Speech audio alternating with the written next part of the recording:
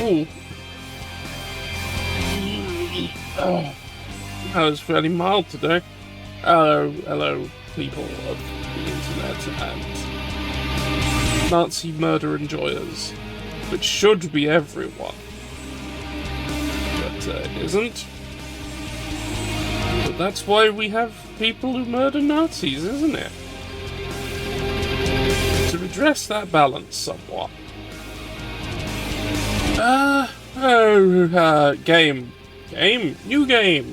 New game this week. Look, you can see on the description what this is, except it's not the same one. Okay? It's not the same one.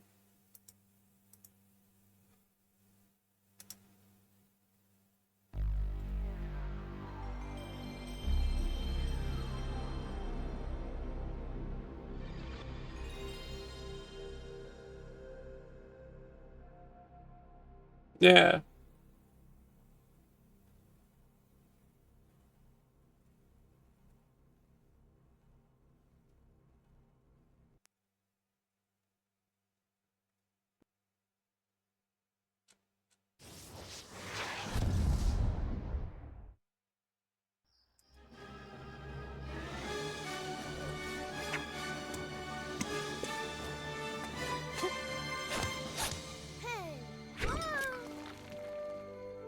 See, even the boy in the moon from DreamWorks is going out to kill Nazis. The First World War.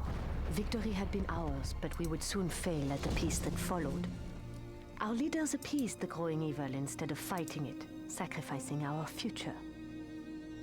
We vainly reinforced our borders with concrete while we evacuated our children from the cities.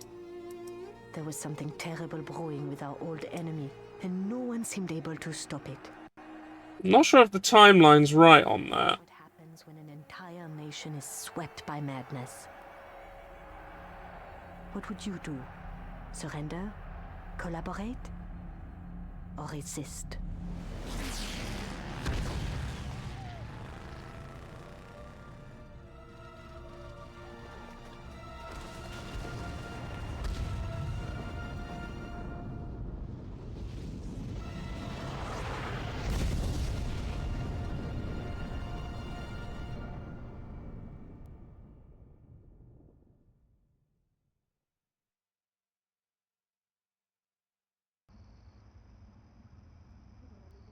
Oh my god, they copied the screen for the GBA one as well.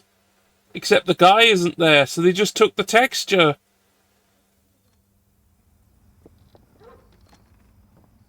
Oh, wow.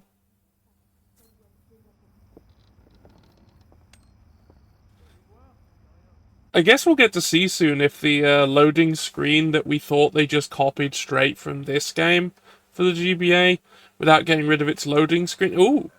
Guide for lovers. Visit the inspiring Eiffel Tower, sacred Notre Dame Cathedral,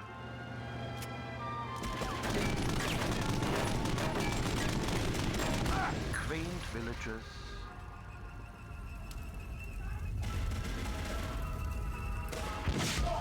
intimate cafes,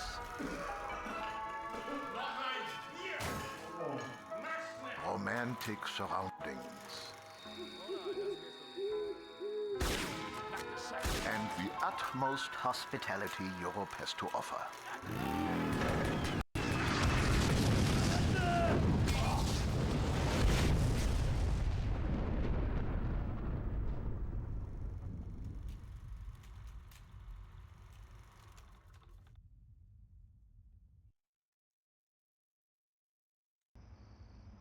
All right.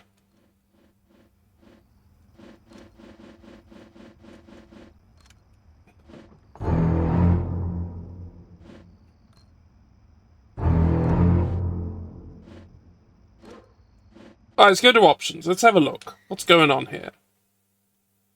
Passwords, audio, controller, difficulty. Wow, that's the same difficulty levels as on the GBA. Have full health or don't. Huh?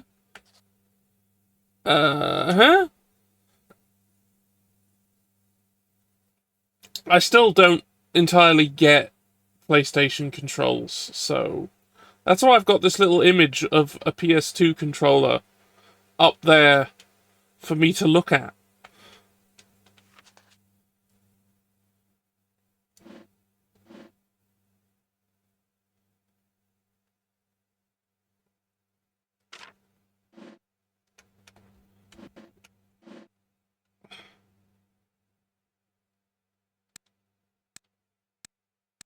What?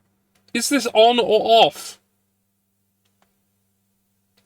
Oh, I guess I'll find out.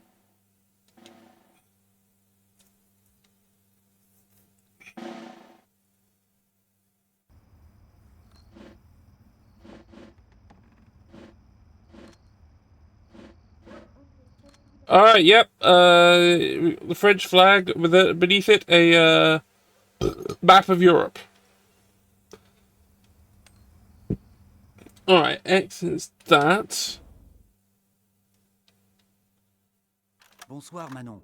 I'm sorry to call you over on such short notice, but we have an important new mission. Remember that Danish boy who lives below me? You know, Niels, the one who keeps asking me about the Resistance. He's always saying that he wants to join, because his home country is occupied just like France. I didn't think he was serious, but tonight he's brought me a tip that we should definitely take advantage of. Remember how the Nazis took over the Paris Academy of Music and started using it as a makeshift armory? Niels said that they're transferring a whole truckload of ordnance later tonight from there to the Gestapo field office in Dubuisson. He stole a copy of the manifest and showed it to me. The truck will be carrying crates of ammunition, explosives, small arms, and even a few heavy machine guns. Just the kind of supplies we need to restock our weapons cache. I will need you to be my lookout tonight while I hijack the truck. It should be fairly simple, since the Germans won't be expecting us. When this is all over, we may have a new member for our little resistance team. As always, if we get separated, head for the catacombs and meet up with the people there. Tell them you're my sister, and they will help you. It's getting late. We'd better move out.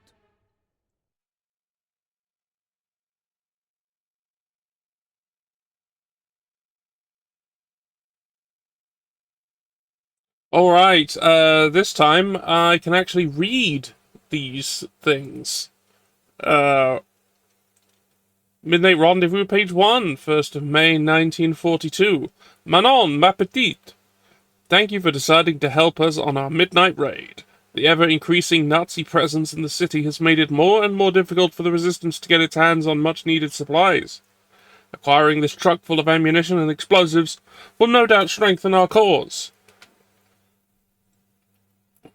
Oh, that's the same sound effect the GBA one had. Midnight Rendezvous, page 2. I don't need to say that fucking shit. Thanks to the Vichy regime, Petain's French police thugs, the milice, will be out in force. I'm giving you a pistol and a few petrol bombs. Please be careful, sister. I'll meet you beneath the Eiffel Tower, and from there it's just a short path from the park to the academy, where the supply truck should be waiting. I should be able to get us into the building, but I'll need you to provide cover fire while I'm working on the locks. Once we get to the truck, you open the garage door and we'll drive out into the countryside. If anything should go wrong, head to the underground catacombs. We have friends there who will keep you safe.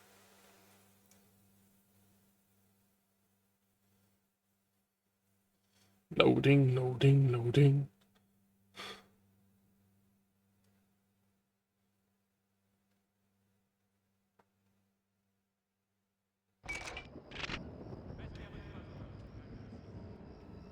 Okay, I can strafe with this. There doesn't seem to be any aiming up or down.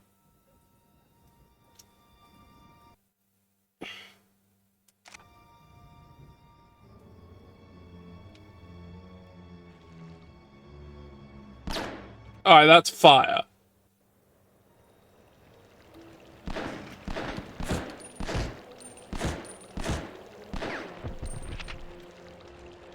Thank you. And they're gone.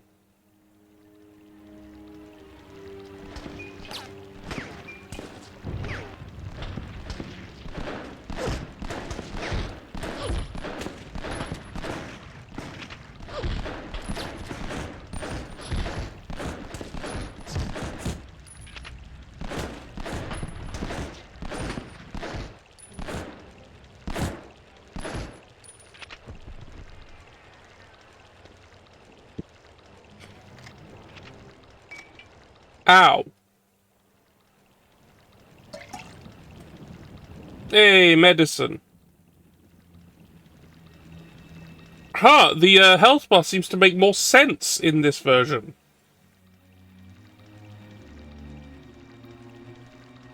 It's not just in 8 segments, despite being in, like, multiples of 3.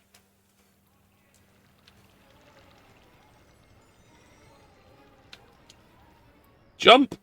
That's jump. That's reload.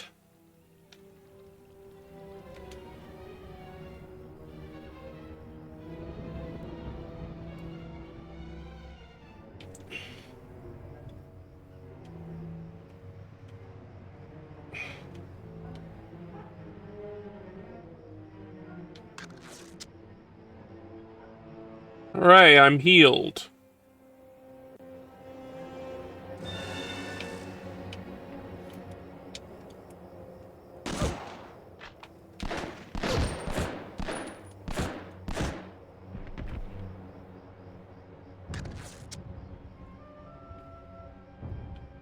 Ah, I can look up and down with that, but not with... Okay.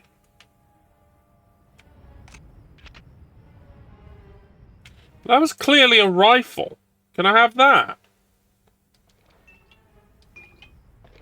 No.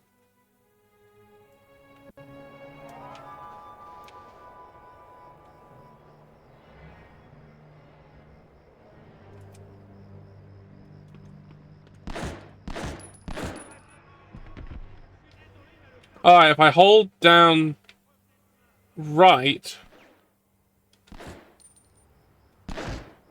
Hi, everybody. Hey! Ah! Yeah, I get that reaction a lot. No, I just realized... Hang Yeah! on, quick. Let No, me change that's... into... This is my fault. This is my fault. I left things from last stream where I had spacegoddesseos on, and I had to make giant. yeah, I had to sort that. This is, however, absurd. I need to do something about this. Yeah, I think you do need to fix that. And Yeah. also, while you're at it, set up a side stream. Otherwise, Yeah. I'm gonna have to watch the Twitch. Yeah, I'll do that. It won't. Yeah, while I'm doing this. Should I be Crush Bunny? You can be whatever you want to be. Well, thanks for the like Sesame Street line there, but you know, I kind of need to know. All right, yeah, this works. So yeah. Once again, we're out killing Nazis, a thing I wish we could do in real life right now. It's a thing anybody could do. It's a thing people should be doing. Anyway, so yeah, welcome to Medal of Honor Underground for the PS1. So far, much better than Medal of Honor Underground for the Game Boy Advance, which was abysmal.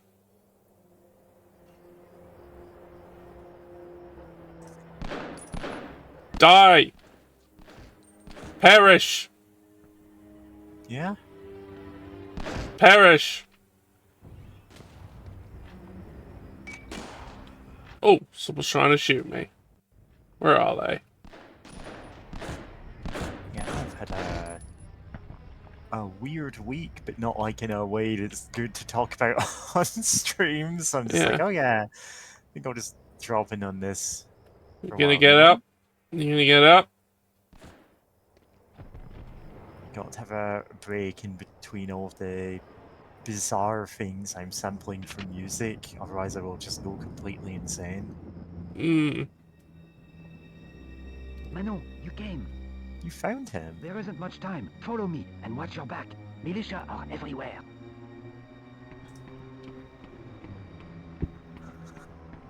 Sorry, I really like the ominous "you found him" text. It's like, oh yeah, Yeah. this is the guy we're looking for, but like, imagine that popping up in a game when you're like not looking for someone.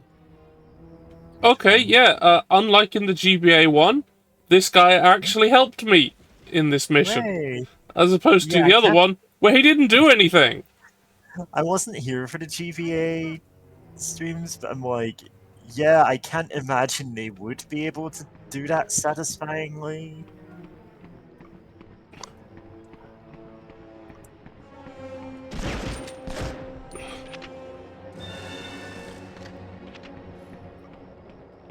I'm assuming he killed that guy. He did. I missed completely. And you shot like to the left and to the right of him.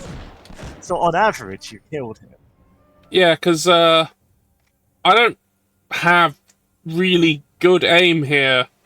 I think that's Yeah. why there was a aim aiding feature in the GBA one, Yeah. and why it's in like- the options here, but it's not on by default. Not really have that much control over how far you turn. It's not a lot. I can do that. Like, if I do it slowly. But I don't want to do it slowly when Nazis are shooting me. I want to aim at them. Yeah. Oh, he's picking some locks. Yeah, picking the lock. Also, unlike in the GBA one, that one looks like a door, Yeah. as opposed to a wall of meat. I mean, a Nazi meat wall in France, like, that was a famous part of history, of course. Ah!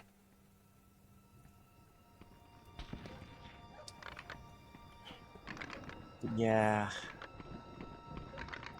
It's just... There's only so much graphical fidelity you could have on the Game Boy Advance. This game does not seem that suited to a port. Quickly, Manon. This is what we call suppressing fire.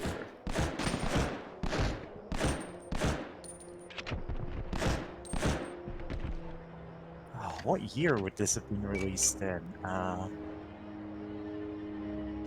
This is Medal of Honor Under. Yeah, it's the second Medal of Honor game. Brother found truck. 2000. Yeah. This is... Like... I'm assuming tank controls, really. Is it tank controls when it's like design?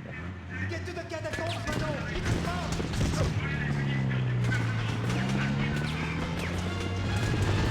Like, you're using a single control stick, really. Honor the Fallen. There are two, but I really don't like using the other one. Uh-huh. Uh, Does that not do anything with your aim? it lets me go up and down.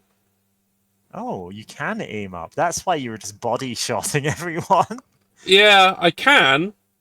But it's really finicky. Like, I don't, Yeah. again, I don't really have any fine control. Got any evaluation? Kablooey Armstrong. I don't know what that means. Anyway, Louis Armstrong was a musician. I know who he was. But I Yeah. don't know what they mean by Kablooey Armstrong. Does that mean mean- something in terms of how You've got good I was at 50% shooting? accuracy. That's not great. I'm Mm. assuming this is them making fun of you rather than giving you like a cool title.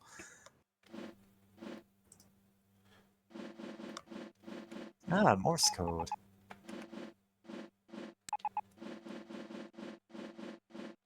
If you ever need to spell BSK in Morse code, here's how you do it.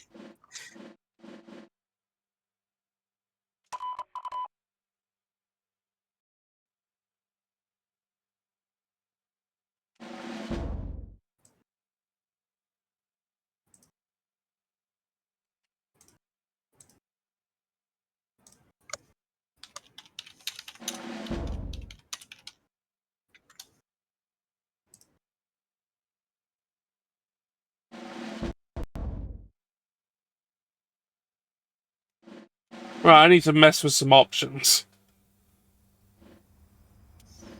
Reception. PlayStation version received favorable reviews, while the Game Boy Advance version received unfavorable reviews. Yes, Yeah, no I kidding. can tell why that happened. At least for the Nintendo Power GBA gave one. that a 2.3. No, 2.3 out of 5 is lessons in I thought. I mean, it's still not great. 46%, but like, yeah, not great. It wasn't very good. Very subpar game.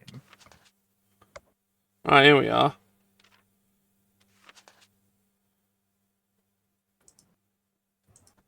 The PlayStation 1 doesn't, like, for the time, not the worst game that, like, I've seen significantly worse controlling games of this era.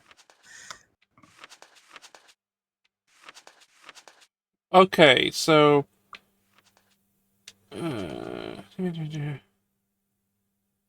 crawl, jump. Or do I want it like this? Looks... Yeah, no, I think this would feel better for me.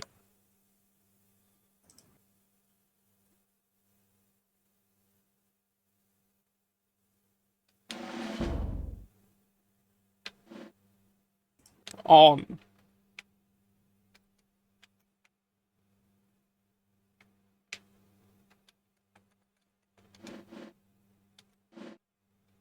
Oh, right, I have to go left and right to go up and down this menu? Okay. Yeah.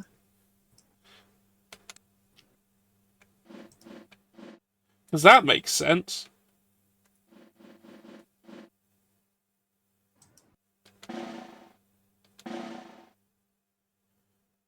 Oh, what? This is a 2-player game? It could be. Hand me the controller. Do not do this. No. Yeah. Yeah, the usual sound options of no and yes. And... oh no, they do seem to have dials.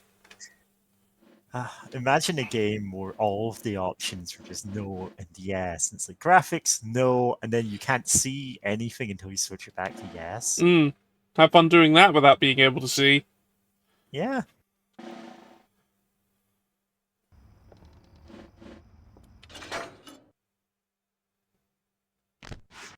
Although that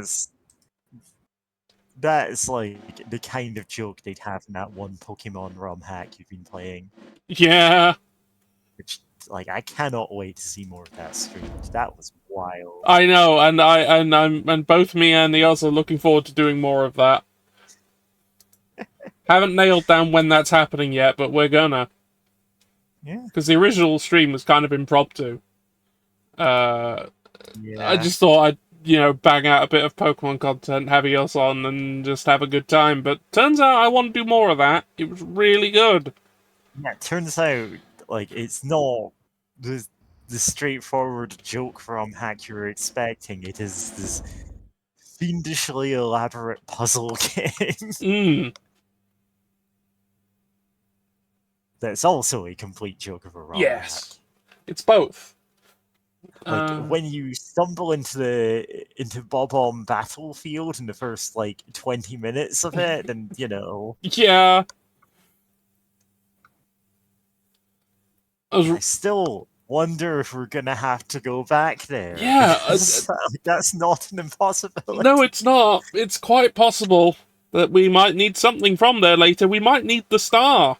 Or I might need to catch a bomb or something. I don't know. If you're reading this, your attempt to steal munitions did not go as planned. Jacques was always rather impetuous and inclined to trust, and now it seems the Gestapo are onto us. Our group, Combat, has been using the catacombs to move personnel and supplies, and now we soldiers of the night must evacuate. Fortunately, we have planned for our eventual discovery. With this note, you will find several detonators and a Sten submachine gun. The Sten ammo should be compatible with the MP-3008 weapons that the Germans will be using. Is that I don't think that's the right apostrophe. I don't think that should be there. Yeah, I don't think so. That would be like the Germans will be using. Yeah. That's not right. Well, at least it's compatible with our MP3 player. The Gestapo and Vichy's milice brutes have been through crawl spaces that connect the streets above. Each entrance is above the main level of the catacombs, and moonlight will be visible through them. We have explosive placed ready to do the work.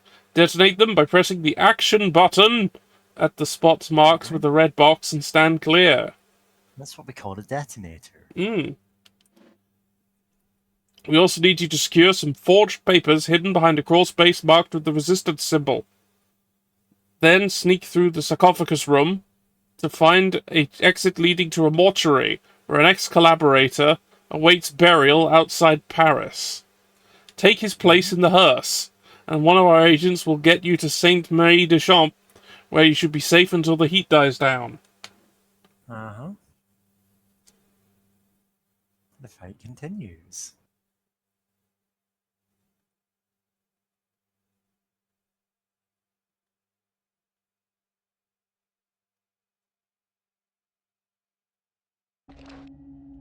Ah!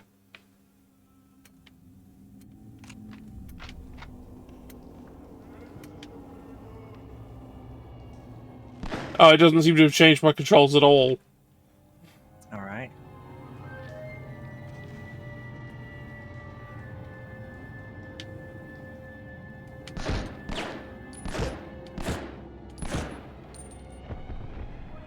Oh. Thankfully, the Nazis have generous hitboxes. And I know this is not really a case where they have hitboxes really at all. And there's no canteen. No? Yeah. You gonna... Yeah. Using a lot of bullets to kill one guy, but I guess it's better than having to fiddle with the controls all the time. Aim for the center of mass. Yeah, no, my brain is still trying to use the sticks the way I would use them, but the controls are not that. Yeah. Like, I'm trying to use trigger for fire, and that is not what it is. And,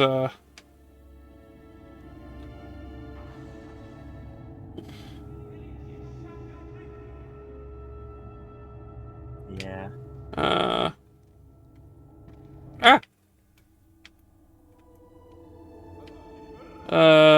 Action button?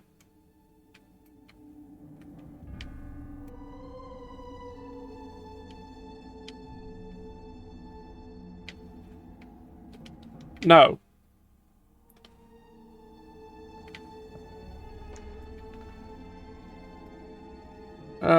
Jump? Oh! No.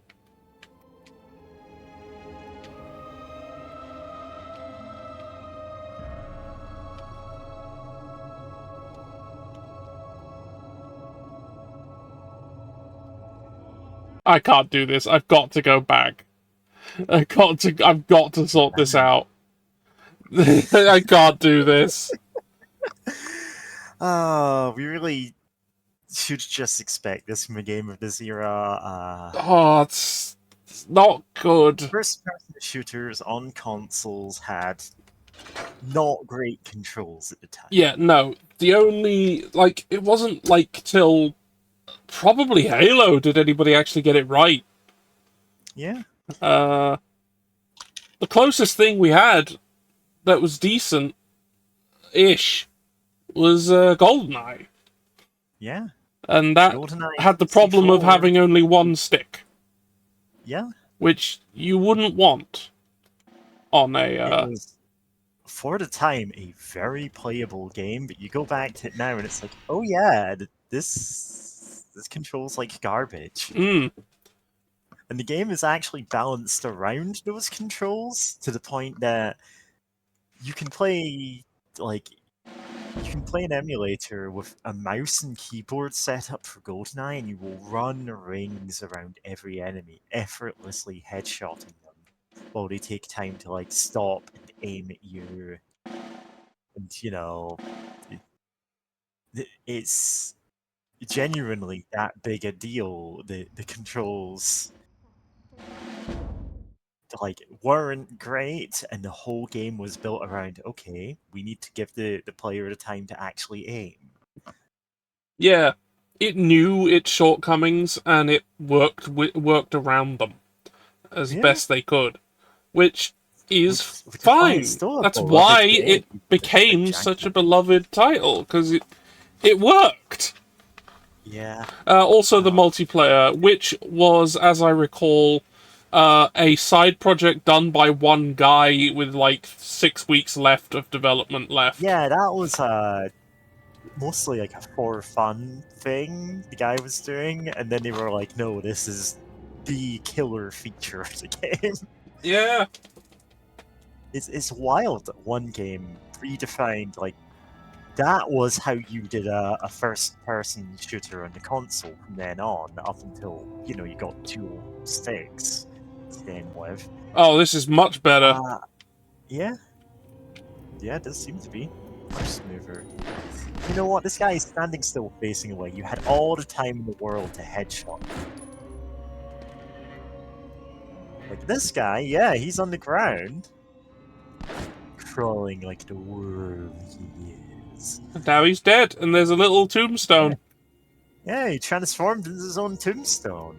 I think it's a medicinal bottle, but it looks like a tombstone, so we're just gonna pretend that all the Nazis are dropping little tombstones where they lie.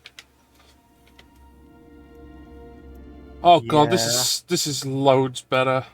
There are games where that does happen, like, it's just, oh, someone dies and immediately turns into their own tombstone, and imagine how existentially horrifying a world that must be. Oh yeah, I mean, Cannon Fodder does that, as I recall. Yeah. Lemmings does it. No, not Lemmings. Worms. Worms does it. You get to pick your own tombstone. It's a whole thing for your team. Wow. Skulls! Like, a gun that turns you into your own tombstone is the kind of... I do need to get Kitty Cat Herder on a voice call with me and say, hey, we need to actually make this stupid RPG we've been tossing around ideas about. Where you're the Sickle Patrol and you're out, like, doing completely insane missions to, like, assassinate God or kidnap the Pope or whatever. I forgot that I actually have a background for if I'm ever in the catacombs of France, of Paris. There we are. There we are. There we go. Oh, hello. Yeah. The skull text.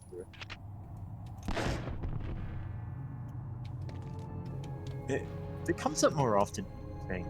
But, like, one of the I have a list of stupid, awful weapons that are, like, horrendously ultra-violent for this game. It's meant to be, like, basically, in your character design, you're like, yeah, I've got some gimmick about, like, this is how my awful, like, history's greatest monster character kills people. And one of them is the Skull Gun. It's a gun which, if you shoot someone with it, they just turn into a pile of skulls. Like, their entire body, every part of it turns into different skulls, and they just collapse into a heap on the spot. Well, that's horrifying. It's one of those things that blends, like, being absolutely horrifying with being so stupid. It's like, why would anyone design a gun to work this way? It's just like, yeah, it's a skull gun. Yeah, it's the gun.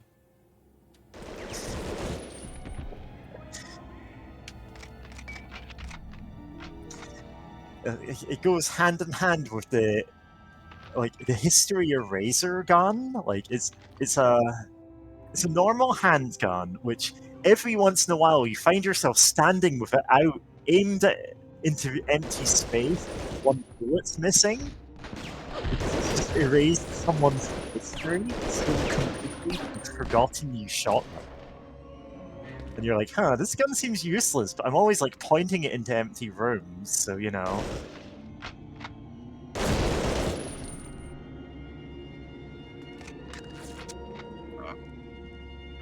Anyway, the point is, this is just meant to be like complete nonsense tabletop role-playing games. Everyone creates some stupid edgelord character, and you go on insane missions to like, oh, this billionaire philanthropist is trapped in space. Go up there to make sure he doesn't come back.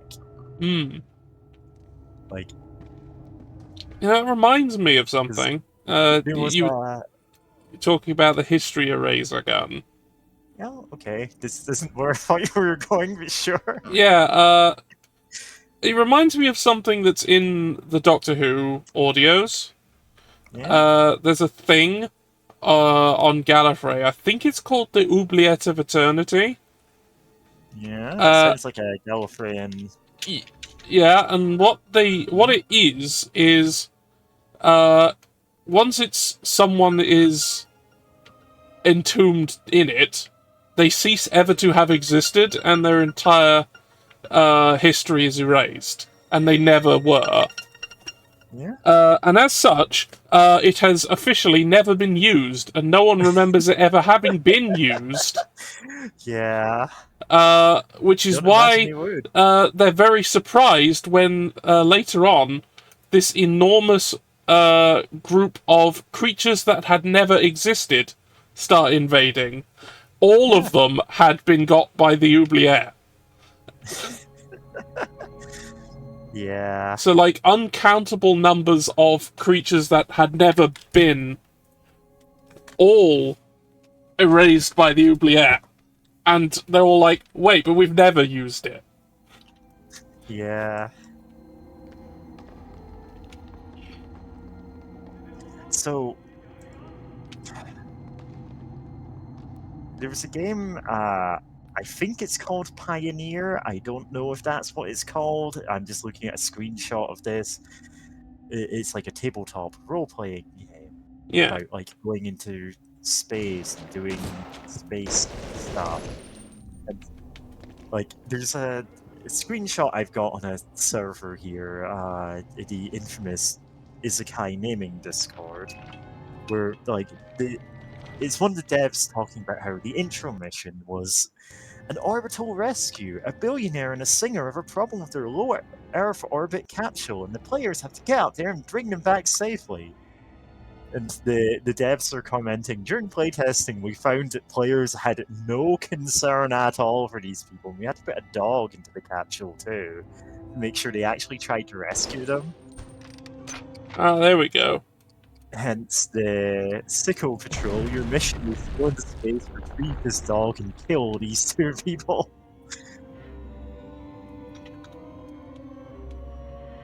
I'm gonna put this in the dump. Okay, I found what the action button was on the new control scheme. I'm good. I'm good now.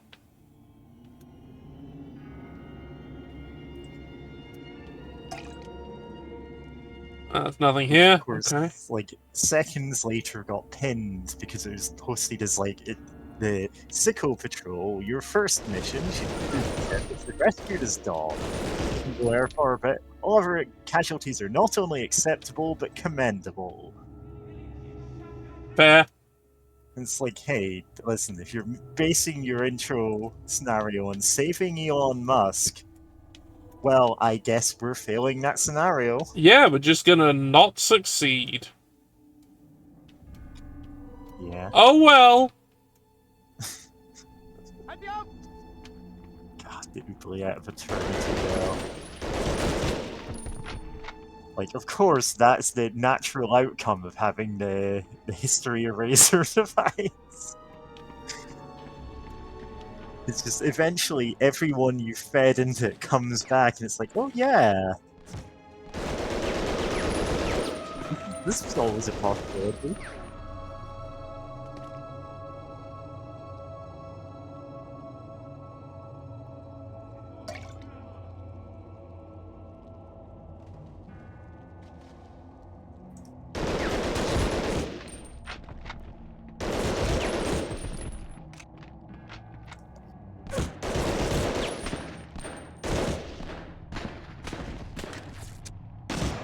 Ah!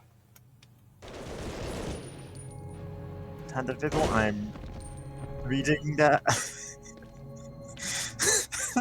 Sorry. I just read something that I hadn't even noticed Panda Bibble had quite closely. Thank God we recruited one Dutch boy in France with a hand for a penis. Oh, okay, that's relating to the GBA playthrough. Okay. Where all the text was utterly unintelligible, and everything looked really bad.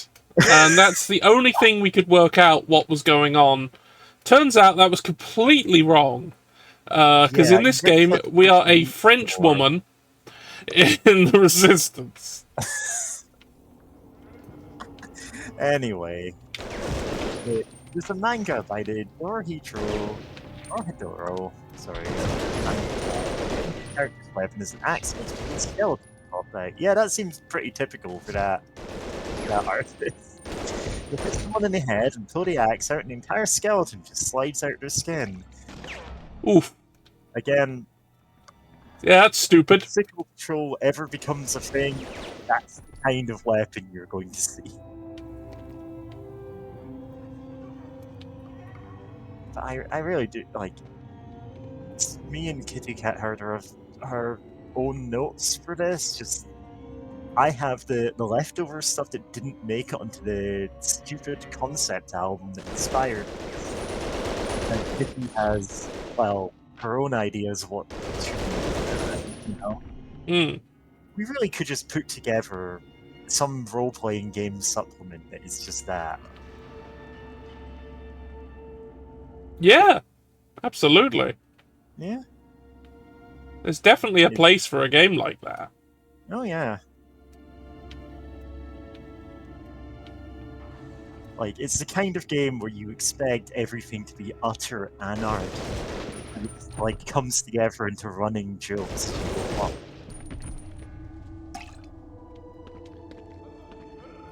Like, one of the character classes, both of us independently proposed, was children's TV entertainer, like,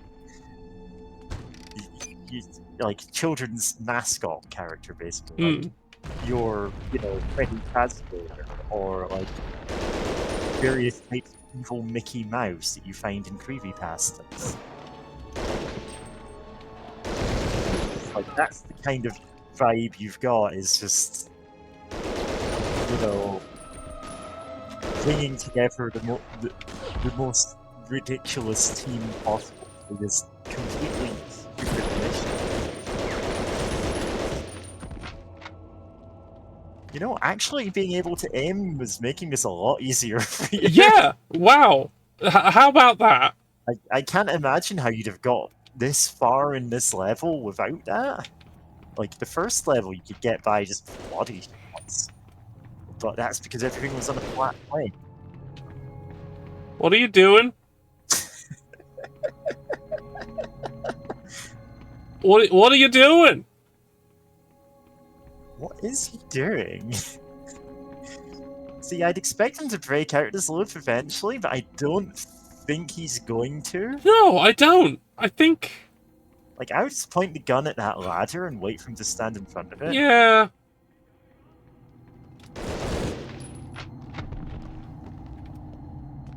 Yeah?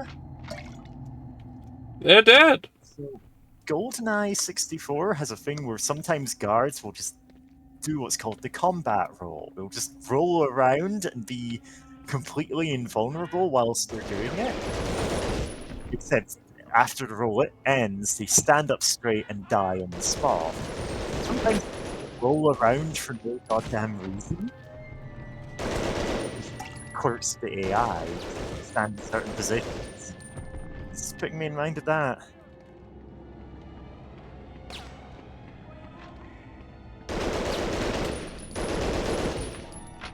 Doing is patrolling. Yeah.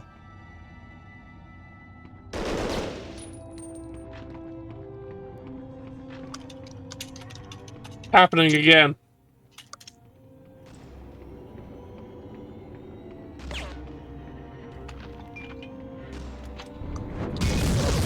Whoops.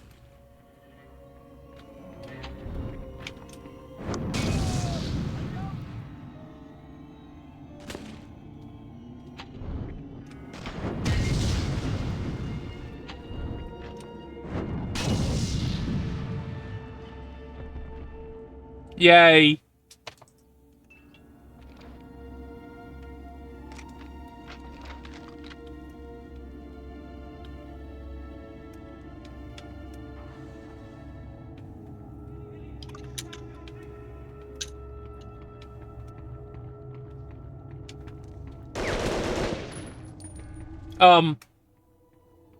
Hmm.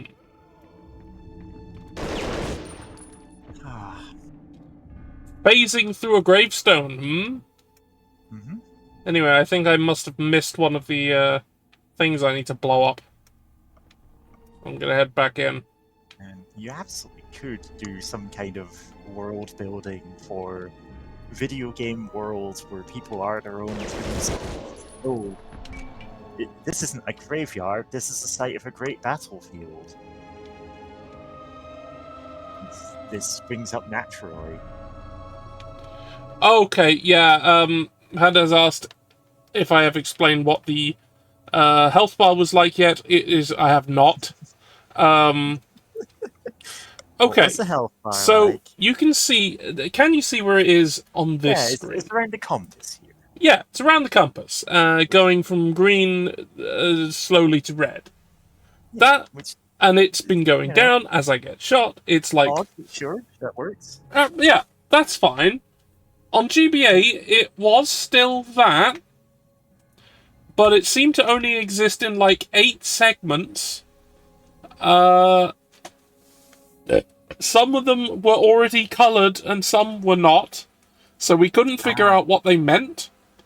And also, the maths worked the same way as they do in this game, so like everything was all damage was like in multiples of 3, despite there only being 8 segments. And like it was working out which one should be coloured what, and we couldn't figure out what it was doing. We had no idea what health was what. Yeah.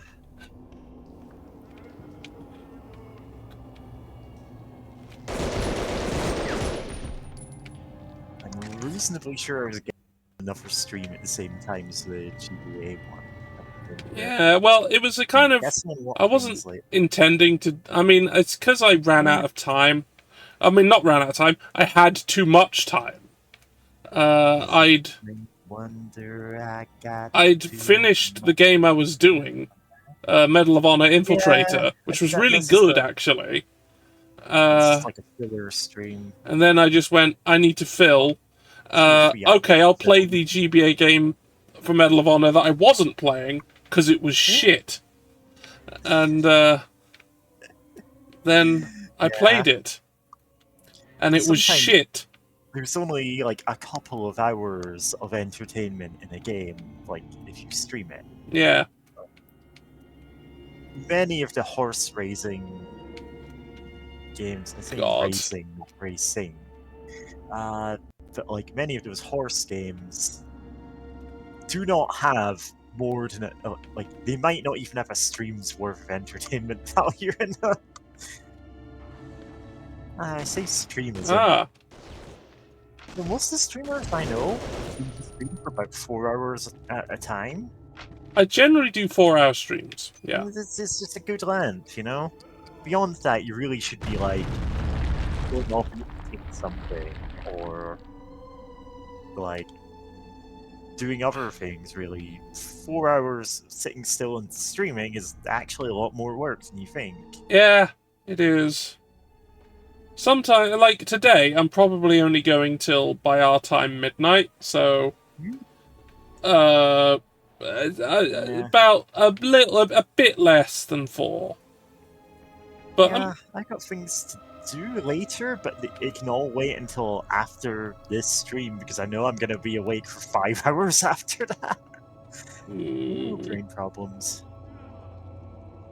Right, now we can leave here. Yeah. I was under the impression that ladders weren't a thing, like long ones weren't a thing, and they were just decorative for some reason. That's what my brain was saying. Even though that is clearly not true. Yeah. So that's how I missed the other one. Yeah.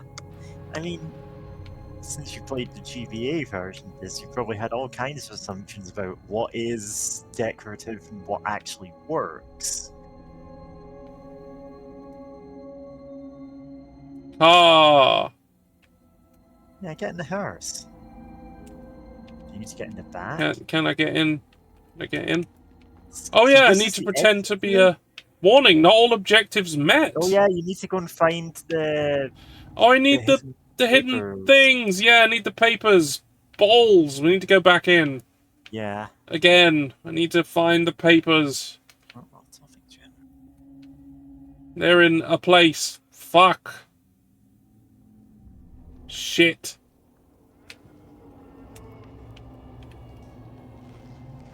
Well, that isn't an up that I can do.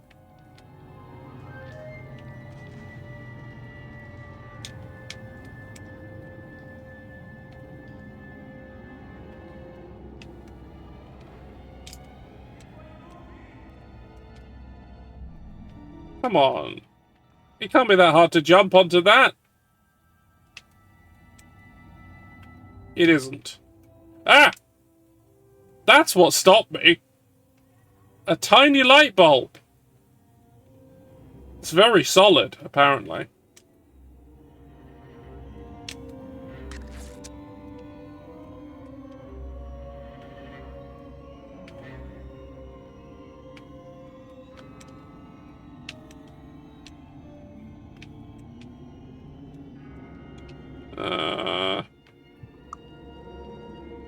Oh, the GBA version just killed you if you tried to leave without finishing the objectives. You can jump.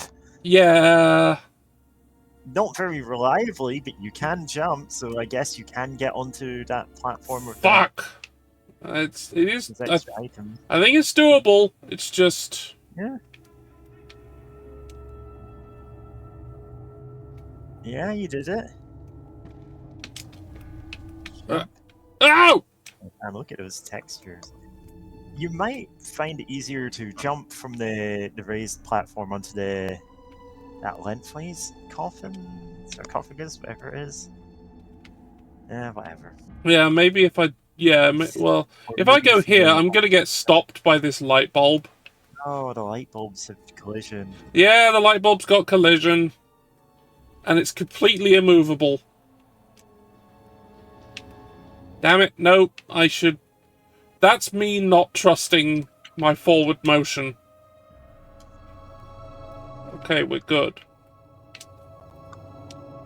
Oh, fuck! Oh, fuck!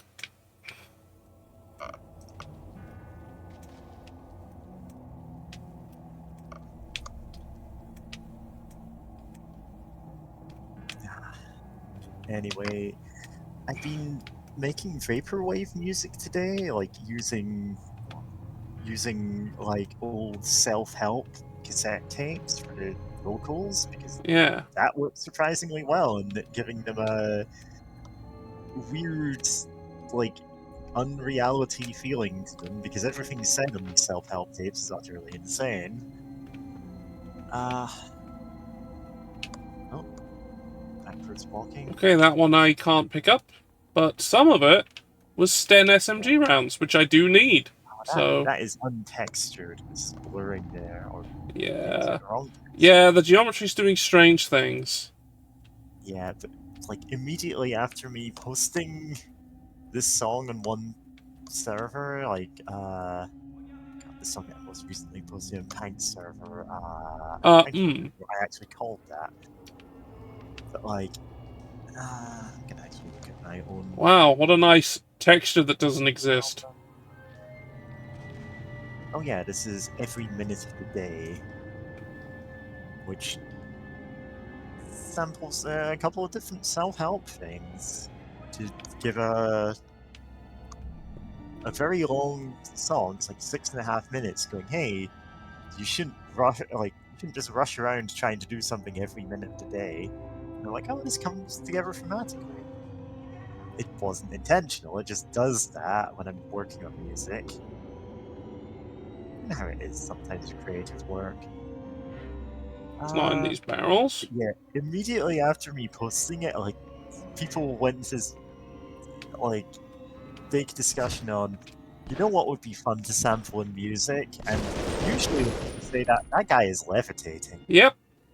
Usually when people say that, I'm like, it doesn't always work out the way people are saying. Like, there's some things that just have too much background audio, or that just, like, don't fit a rhythm, and you need to edit them too much, and you'll lose what made them interesting.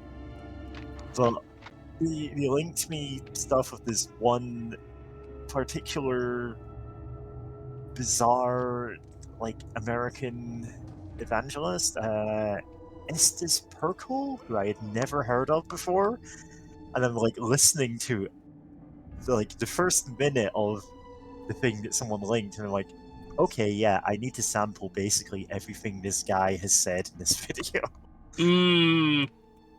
It is. Nice when that just happens. Yeah, sometimes it's like, oh, actually, yeah, this is something I can use. This guy made a bizarre movie saying, what if communists took over the US and they outlawed Christianity? What about it then? And it's like, this is in 1977, and I am hearing complete idiots repeat this today. Anyway, the very first, like, just flipping through it, I got to, like, boys and girls, I believe that premarital sex is necessary. It's just like a teacher saying this in the classroom because it's evil communists have made this teacher say this, and I'm like, wow, based.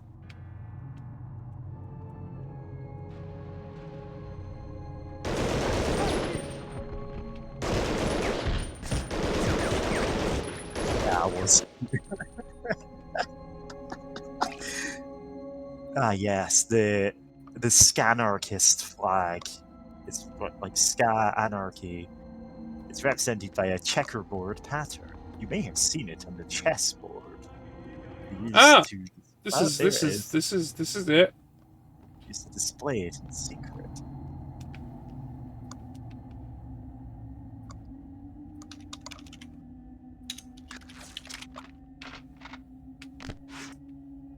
I found the papers. Now we can go.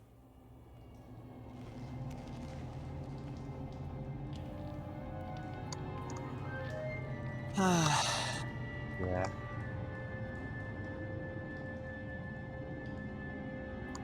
I don't think I've ever actually made any ska music, though. All things I've taken, like, ska trumpets and put them in electro swing, because sometimes that's the trumpets you have, you know? Yeah. It works pretty decently for a couple of songs. It's just like I only have so many ska samples.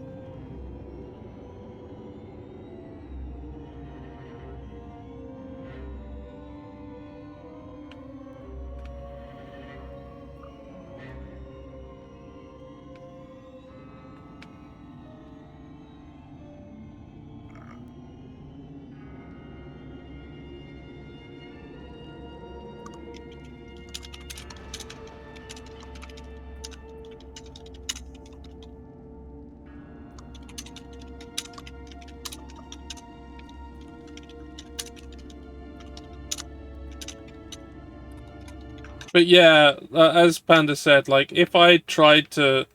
When I tried to leave this level in the GBA version without having completed everything, you just die.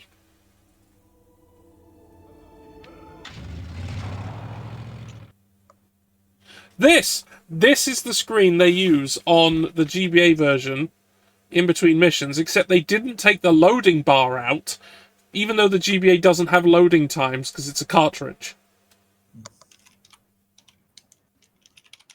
So, like, the blank bit where the bar fills in was still there.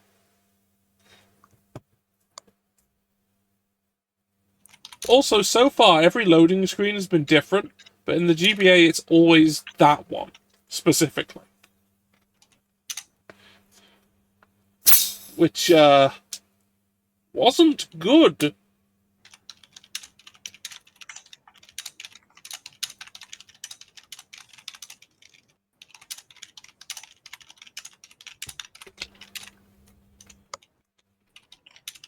Well, already this is enormously more playable. than the GBA one. This is much, much better. Like, yeah, eminently more playable. You got the rank of Disarmer, which probably beats Kablooey Armstrong. Hmm.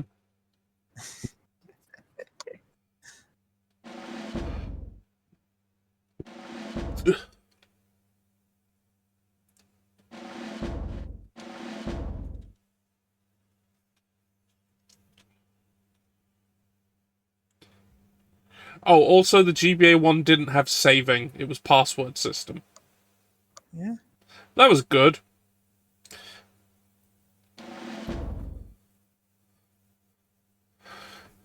Without a trace, 10th of May 1942.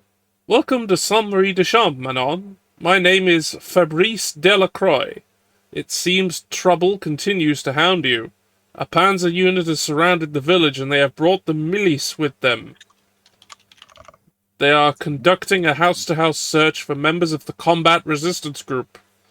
The village is a major center for the printing and distribution of our group's underground newspaper. We need to get several key members out of town before they are either located or outright denounced by those they call friends. To slow the search, locate 3 World War I surplus Hotchkiss machine guns we've hidden throughout the village, and use them to disrupt the milice and the Panzergrenadier. Use action to open the crates, and action again to operate the guns. We must protect the businesses that are helping to print and distribute the paper. Find and destroy the bundled papers at 3 locations around town. A local butcher has been using his trucks to get the paper to surrounding towns. See if the milice has discovered his trucks. If so, eliminate the collaborating cowards and destroy the compromised vehicles, however valuable they may be. Finally, find and hide the printing press.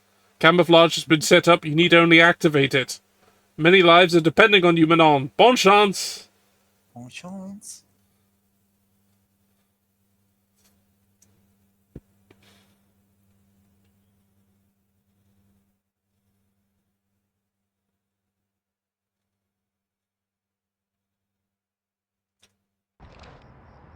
Alright. We...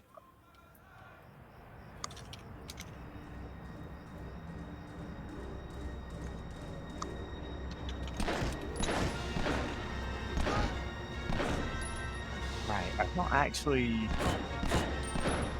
respeaking to going live here. There we go. Just realised that now when I'm like, oh yeah, I should do that.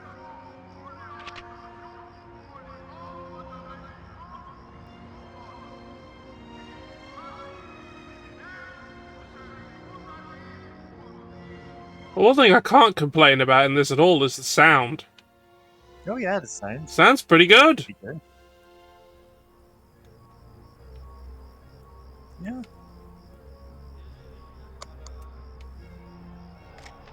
The thing about sound in a game, like outside of the soundtrack, like usually if you don't notice it, it's doing its job right. Like, it's you know, I've got... You can comment on a game having great music or anything, but like if a game has okay music that fits it and you don't comment on it, it's because it never makes you go, man, this sucks. Like this, the sound design for it is right. That's good.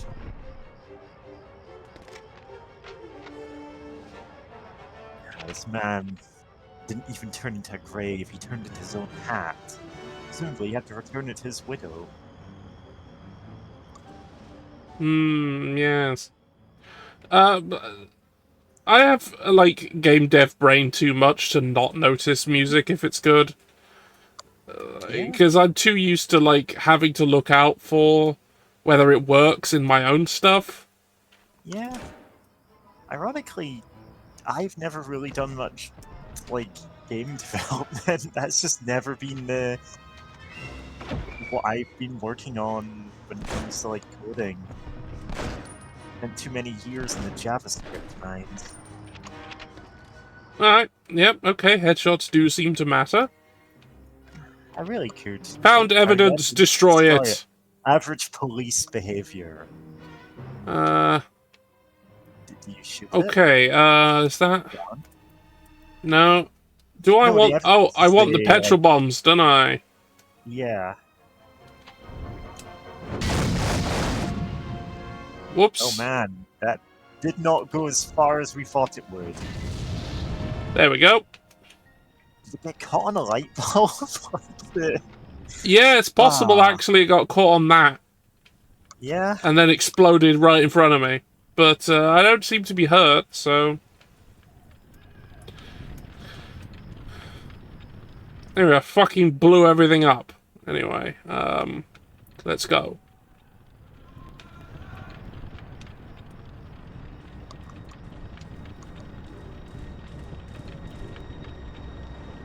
Yeah, just gone down some wild rabbit holes and searching for stuff to put in music, like that one record you're meant to play to teach your parakeet to talk. Try to compromise and destroy them.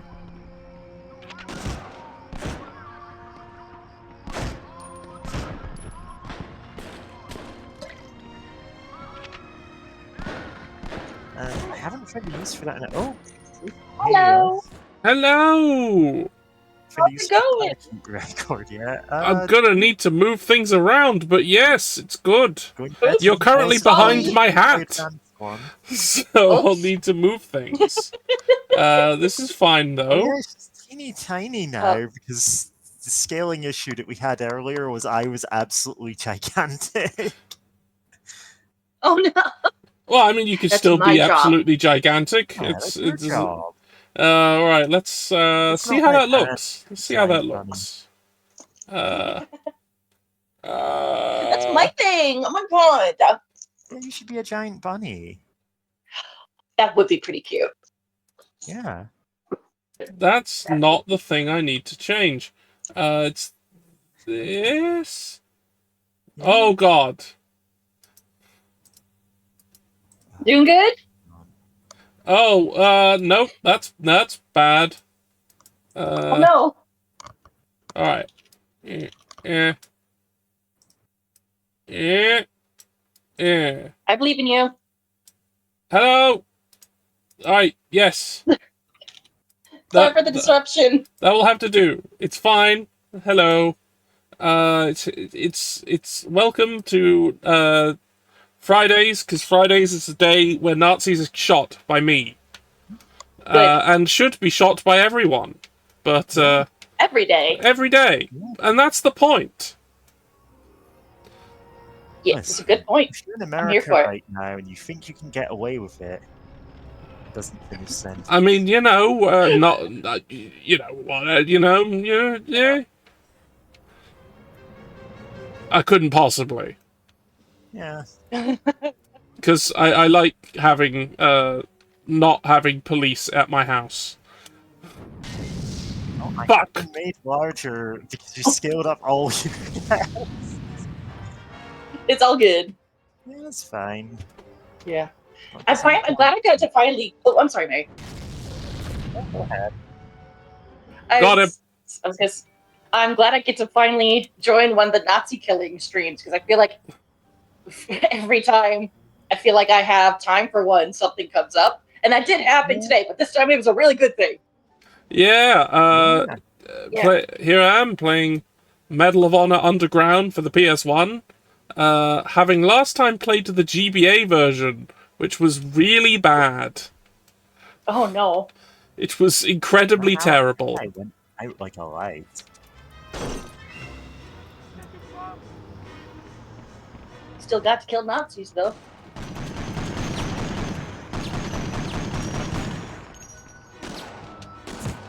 Ow. Who is shooting? Oh man, you got this. It's the guy right behind you when you got on the gun.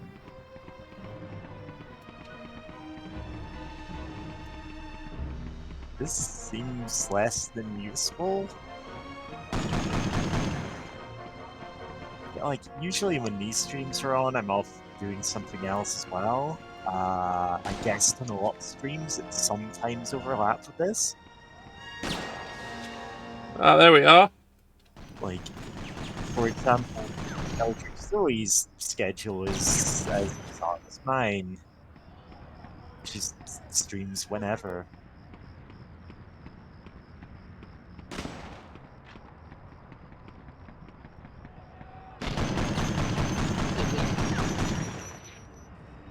I have no idea what you're meant to be shooting at.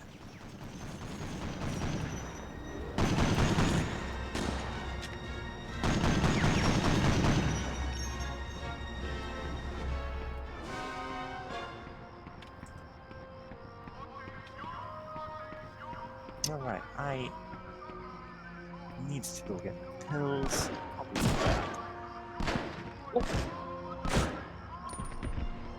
Oh, shut the hat off him. Yeah, I've noticed you can do that in this. The hats can blow off. I like when you can do that in old games. Mm. You said you had to go get your meds, Mary? I think that is happening. Oh, okay. Ah! Where are you? So, of the Nazi killing games you've played thus far, which one has been your favorite? Oh, it's gotta be, actually, I think Wolfenstein: The New Order. Nice. Wolfenstein: The New Order. It's really, really good, and it plays brilliantly. It makes a very good point of showing why the Nazis were terrible. Very important. Rather Very than important. just having them there as fodder. I mean, they are there as fodder, but now you know it made why. a very good point of it made a point of trying to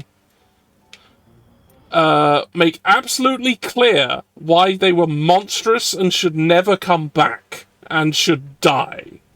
Yeah. Good. And the New Colossus did the same. I don't think that was quite as good, but it was still really, really good. Yeah. There wasn't a lot in it, I think, but those two are certainly the front runners in the Nazi killing games that I have played. Yeah. And there have been a few of them now. Good. Yeah, you've been doing this As it should be. stream thing for quite a while. Yeah, 13 months, I believe. Nice. Dang. Very nice.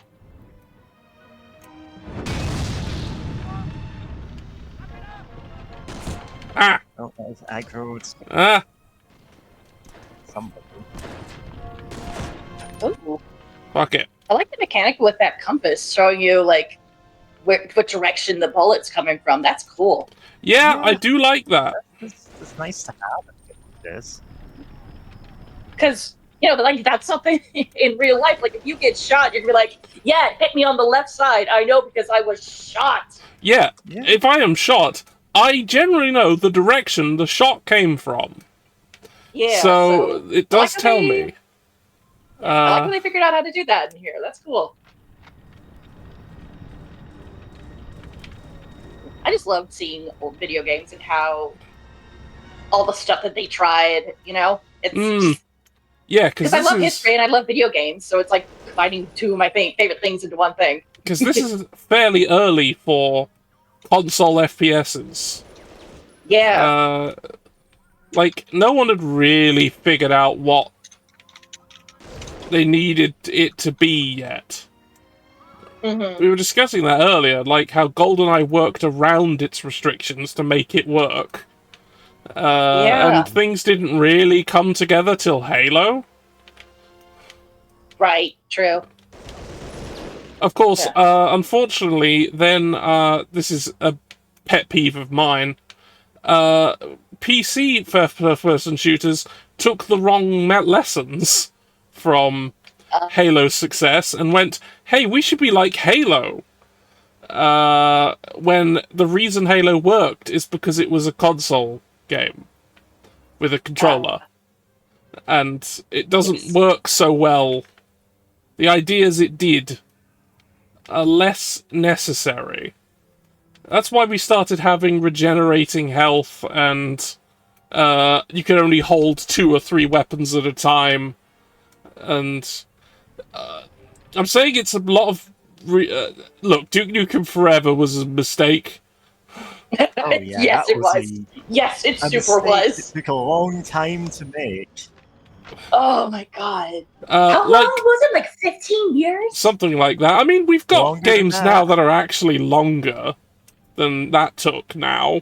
Oh, Duke Nukem Forever. Development. I do appreciate that the person who had a pre-order slip from, like, the initial 14 release still had it, and then it actually worked when they actually got to buy it. And I'm like, okay. They'd pre-ordered it. Shops that were around in That's cool. 1997 wouldn't be open in 2011. Oh Yeah, my god. but it was, and it was accepted, so, Yeah. that's nice. Unfortunately, their reward was Duke Nukem Forever. Yeah, it's more of a punishment. Oh yeah, I need to go down this hole. Go down this I hole. hear the DLC fixed a lot of problems people had with it. It but did. Who would pay for the DLC of Duke Nukem Forever? Yeah, pay to fix your game Yeah. that you already bought. There was a free update that also fixed some things that were wrong. That's nice. Like, initially, including when I played through it, you were only allowed to carry 2 weapons at a time, which felt so wrong for a Duke Nukem game. But there was also an achievement I was working on where you had to keep the golden pistol from the start of the game all the way to the end of the game. So I only had 1 weapon slot, really. That sucked ass. Yeah.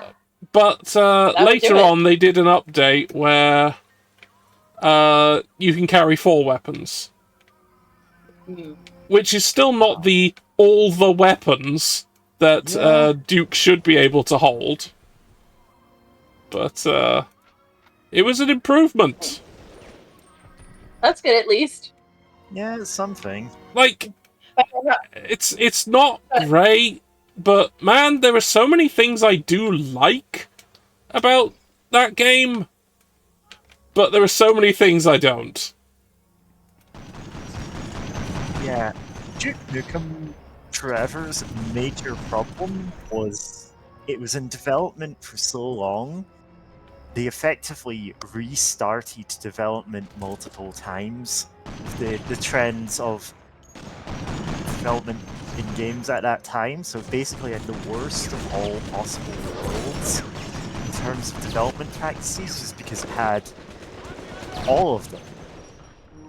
Like, it was ongoing in development from 1997 to 2011, and so it had every possible issue during those times. To the point that they very well could have just dropped everything they had and started from scratch and probably done better at it. Instead of trying to salvage things between each version and changing engines multiple times. Yeah. didn't help. Oh my god. I don't know why Bree's posting this in the creative chat, but she's a friend of ours, Miss Sakari, is posting a lot of downwards trending economic graphs for various companies. Oh, wonder why those could be going down. Oh. Okay, so there's like... Oh yeah, because we were talking about Brewster's Millions, and that became a speaking of money that isn't real. So there were things that I thought were really, really well done in Dookie Nukie Forever. Like, there's it's all the side stuff was all really well realized. Like, example, there's you have the entire Duke Nukem pinball machine in the level, and it's completely playable. And it is just a pinball game. You can just start playing. And I played it in that level for like 2 hours before leaving, because it was a really good pinball game. And like, Damn, you could have just released this! But, yeah.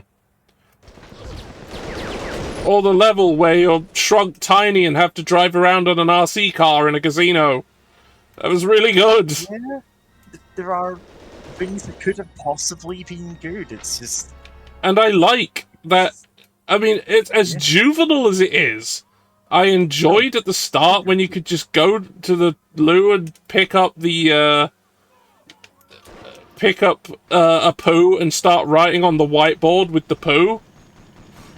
Yeah. And Duke complains at you the whole time. Yeah. Well, that was great. Yeah.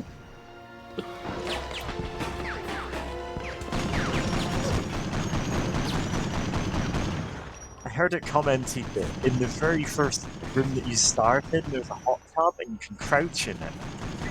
You're drown. This is the good ending to the game. Or at least, you know, the joke is, great, now you don't have to play Duke Nukem forever.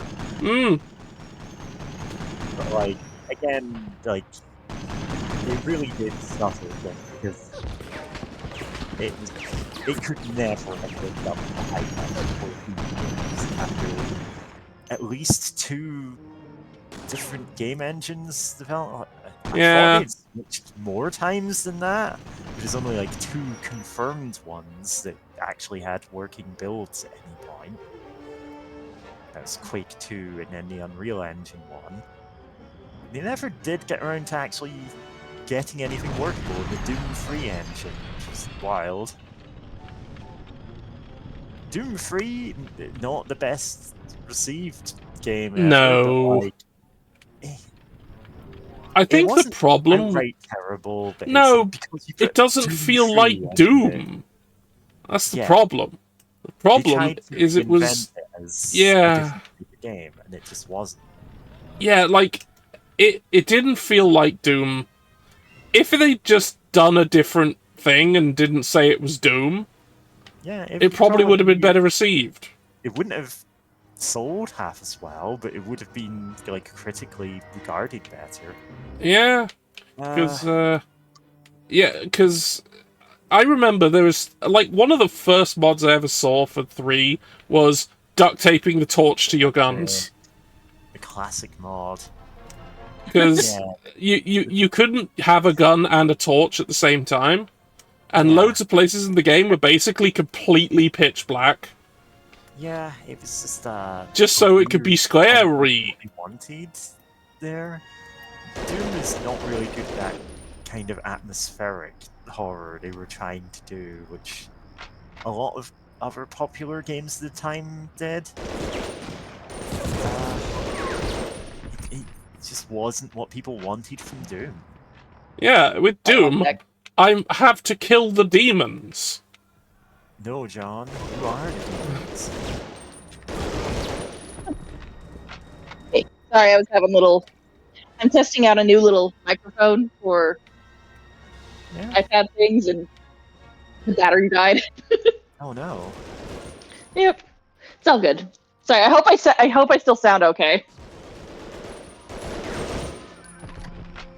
Or okay-ish, at least. Oh, okay-ish is definitely, yeah. Like, this is obviously not the same mic you usually use. Yeah.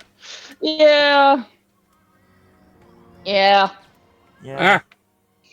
I'm rearranging some things because I finally got a working GPU, so nice. I can now make my stream setup. Your weight in gold right now. Yeah. I know. So I was devastated when the first one I got didn't fucking work. Just straight up didn't work. Ah, found evidence. Let's blow it up. Got all that fixed. So I've been rearranging things. I'm talking from my iPad right now, and my good microphone is back with my computer.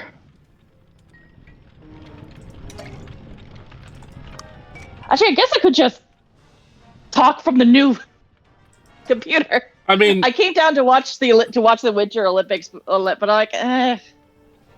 I saw they had like a a parade thing, but it was like, it looks like it's AI generated.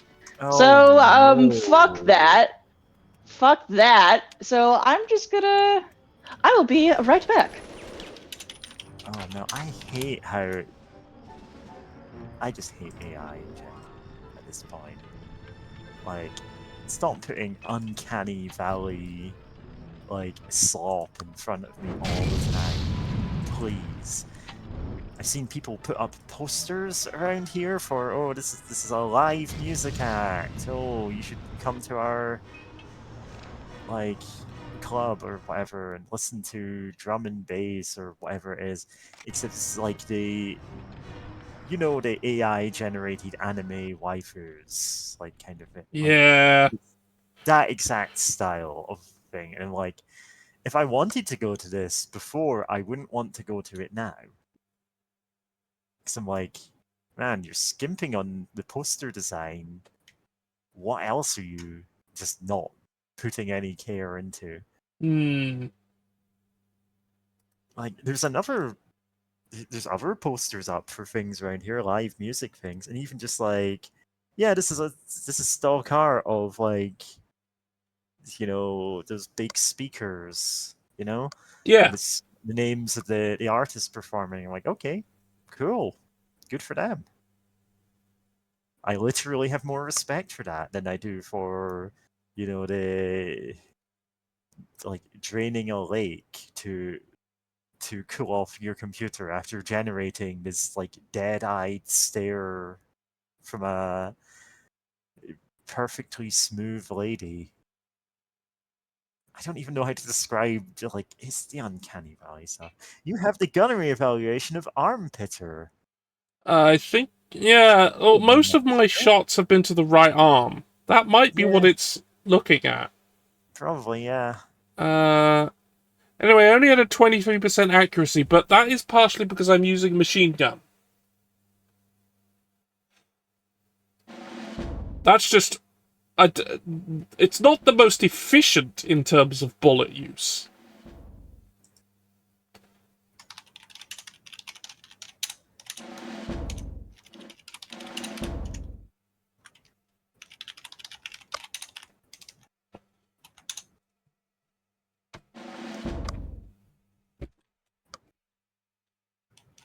This is Medal of Honor, yeah? Medal of Honor Underground, yeah. Yeah, I know.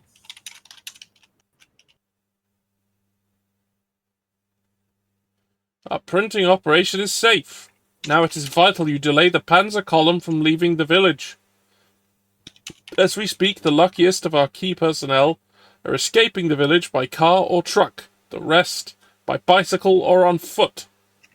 By destroying enough tanks, you may slow them long enough to help save the lives of some of our most dedicated people. It's not easy for a single soldier to stop a tank, but using your superior mobility you have a much better chance. Keep clear of the front of the tanks. In addition to the cannon on their turret, they have a forward-firing machine gun. If you keep moving, the tank's gunner should have a difficult time getting a lock on you. High explosives are the key, Panzerfausts in particular. They're heavy, so the Germans tend to leave them lying around. Petrol bombs are less effective, but with enough use still get the job done. If all else fails, you can use small arms fire, but it takes a large quantity of lucky shots or a mounted machine gun to get the job done.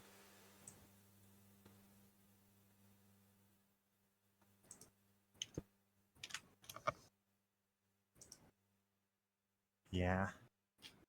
Sorry, it's just I had to get the screen cap of found evidence, destroy it, and then falsely claim to have been playing a game called Police Simulator. I see. Hey, Hello! welcome back. Thank you! How am I sounding? Much better! Yay! I'm coming to you from the new computer! I'm so happy! My computer is getting on years. I can't afford to replace anything that would need replaced. I held out for as long as I possibly could after my old computer fucking died. Yeah. but you know, my family pitched in because it was my birthday to help me, which was really, really, really nice. Yeah. Oh, fuck. But Oh, now you need the machine gun.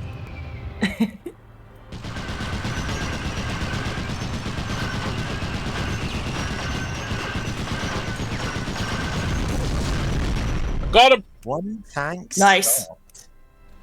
I did, however, lose half my health from being shot. Shot by a tank. By a I think tank. that's a pretty fair trade. Yeah, I know. It's fine.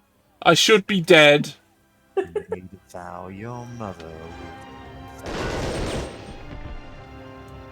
you ever see that part in Full Metal Alchemist where Fuhrer Bradley takes down a tank?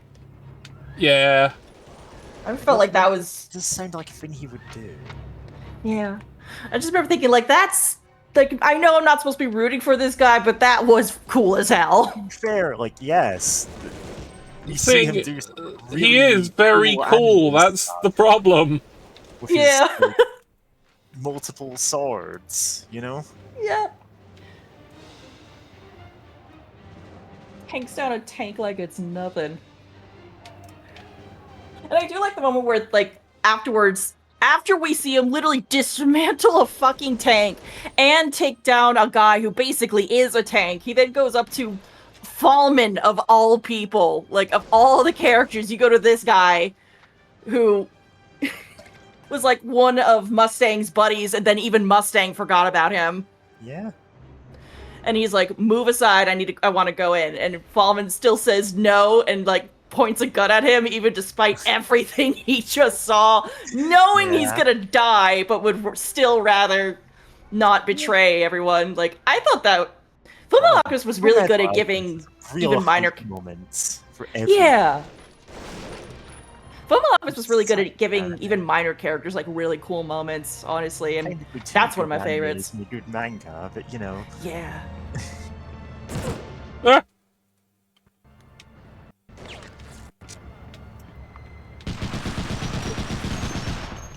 Didn't expect to suddenly be talking about Fullmetal Alchemist. It Fullmetal brought that memory back. Hey, stuff just comes into your brain, and always talk about Fullmetal Alchemist. Yeah. I still love Fullmetal Alchemist.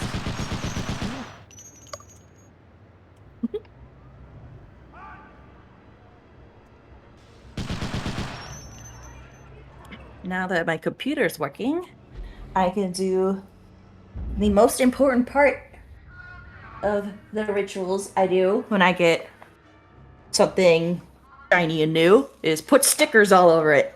Nice. I never got into that habit, even though friends sent me stickers for various reasons. It's that thing where it's like, oh, this is impermanent, and I can't like put things on it. And it's like, now if I had more stickers, I think the tank's here. I'd slap them on there. Fair. Well, yeah. Plus, it's like some people, you know, like you are kind of precious with the stickers, where it's like, oh, will it actually look good here, though? You know, just since I'm an artist who has a lot of artist friends, that means we all made a bunch of stickers and would pass them around. But I was doing that even before that because, you know, I have a little brother, and I would put stickers. If we both like got a DS or something, I would put stickers on mine, so I would know if he was like taking it.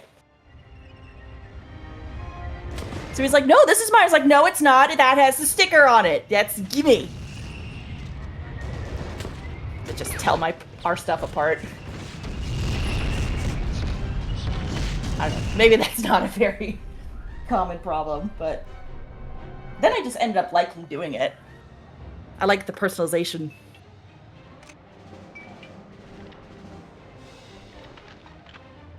Okay. We got another tank. They're gone. You did it. There's 2 more, apparently.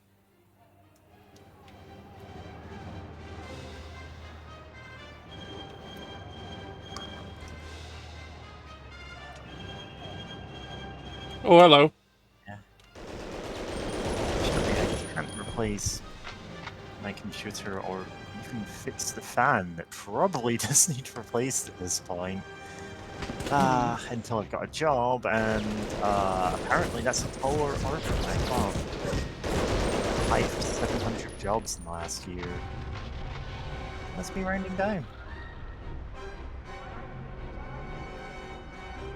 You know? Yeah.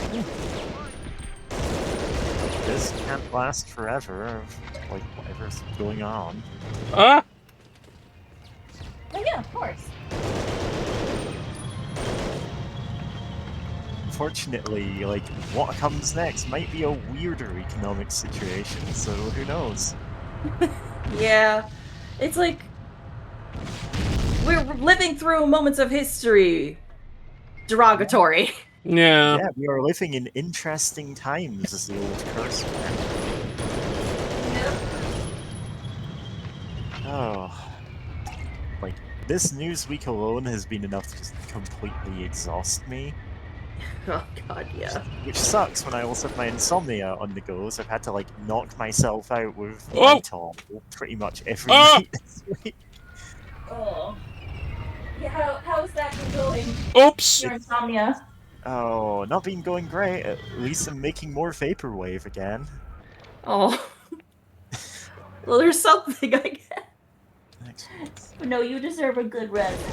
Yeah, I did get 12 hours of sleep last night when, you know, knocked myself out with pills. This is not a reliable thing to happen, and also, like, that 12 hours began at, like, 1 in the morning, so, you know. Yeah. Yep. It's very late today. No. It's fine, it's fine. I did need that rest. Tomorrow, and I can't actually take sleeping pills because I can't let that happen. I need to be awake early. Makes sense. Yeah. Unfortunately, min-maxing what medication I can actually take because no doctor will actually talk to me anymore. Oh, that's so lame. I'm so sorry. Yeah, I'm just in, like, oh, the NHS is just wildly understaffed right now. And so every I see. waiting Yeah, it's wildly understaffed and underfunded. Yep. Yikes. And so it gets pointed to by conservatives as, oh, we should actually put this in private hands. And every time you do that, it gets worse. Because they sell off everything.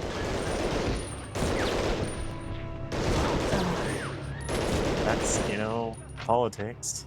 Yeah, apparently they actively love the way America does that, which is the worst. No, no, you shouldn't. It's the but they will earn so much money. Yeah, unfortunately, I don't want to talk about it in too much detail right now because obviously this is not a fun topic. But like this week in news is making it clear where all of that money was going. And they're like, how can anybody support those political parties at that point after all this came out? And of course, I'm gonna go out on the street tomorrow and do my political stuff and get yelled at by the kind of idiots who think, oh no, actually, that's all made up. I wonder if, I wonder if they'll think you're funded by George Soros again. We have gotten that before, and I'm like, I wish he was paying us. God, yeah. He's a billionaire, so he's not. Why would he be? Like, by being a billionaire, he's automatically got different class interests than us. Like, there's nothing he would want that he could get by paying us. He might as well be funding far-right paramilitary groups, which he probably is. All of them are. What fun! That's like I the should least stop offensive crouching. thing we could say about billionaires. You're just like crawling along the ground, yeah. Anyway, obviously tiptoeing around the obvious the political scandal of this week. I'm just gonna leave it on. I was listening to the most recent Trash Future podcast, which is like a political news comedy podcast, and they're like, listen, we're not going to be making as many jokes this week. And also, despite them swearing a lot in this podcast, exactly 2 sentences were censored, and both of them were audibly one of the hosts saying, "We need to kill these men." Whoa. Like, she's like, "We need to kill these men." It's completely deadpan. She's like, matter of fact. Now, since this is my channel, and I'm absolutely fine with that kind of talk, yeah, we should kill them. We should definitely kill them. For it. And I'm like, hey, if they want to, argue down from that. If they want to, if they want to stop being billionaires by actually helping people and using their money for like actual things that would help, okay. But we've seen what has that happened. would be okay. Like, hey, if there's a time to repent of your sins and go, oh, I was wrong to do that. Here's my $1 billion. It's now. This is the only time. Yeah, I support that. If they want to do that, that's fine. Like, there's such a thing as turning king's evidence, which is to say, throwing yourself upon the mercy of the court and saying, I will tell you everything that I know. Ooh. And, that's about the only hope these people have, to not just be seen as irredeemable monsters until the end of time. Even then. Yeah, even then, there's some stuff that's like, wow. It's like, some real sickos. Would have been pretty good if you were to just not do that in the first place. Would have been, but maybe fess up before you got caught. But we're at the point where people spending the rest of their lives in prison is the compromise position. And I'm like, damn, this is why I wasn't wanting to talk about this in too much detail. It's all like, good. yeah, this is it's where kind of we're hard at. to avoid, really. It's hard to avoid because it's everywhere. Yeah. And it's like, oh, Gamergate? Yeah, they were involved in that. Shit. Brexit? Well, guess who was funding that campaign? They were involved in the / poll. Tommy Robinson, darling of the British right-wing press. They're on record as saying, oh, it was really cheap to bribe him with unspecified favors. And I'm like, That's not a good thing to hear. Yeah, this is a man who's constantly yelling about how trans people and immigrants are doing awful things to our children, and I'm like, What a funny you should say that! Huh? Wow. That is just... It's nice how this game occasionally have them not be quite dead. So you have to shoot them more. Roiling in pain on the ground, and you're like, oh, cool, a Nazi to kill. Oh, cool, I get to effectively, emotionally at least, kill them twice. Yay! I'm definitely gonna run into right-wing chuds tomorrow, yelling the same stuff about how all trans people are evil, all gay people are evil because they do, and then list all things that I now know billionaires are doing every day. Ooh. Cutscene. Like, hey, why don't you protest them? Yeah, seriously. They're not going to. Nope. It's not in their interest, because that doesn't fit their worldview. A massive self-contained fortification that ran the entire length of their eastern border. Unfortunately, the Maginot Line turned out to be one of the greatest miscalculations of modern military history. Germany's Luftwaffe simply flew over it. France's formal surrender was finalized in just a matter of weeks. Oh, that famous photo of the... Well, not photo, like famous video of the man crying. Which I know of because it's referenced in one Simpsons episode. Milhouse makes that exact face. I can't remember the context why. So they built a big wall to keep people from foreign nations out, and then it didn't work. It didn't work. It I mean, didn't in part, work. Crazy. building it along one long stretch of border, and it's like, oh, you can just walk around it. Well, they just, yeah, as I said, they just flew Had over a it. million Went, all right. problems. Flown over, walked around. The real problem with the Maginot Line by the end was that it was pointing the wrong way. Hmm. That's really funny.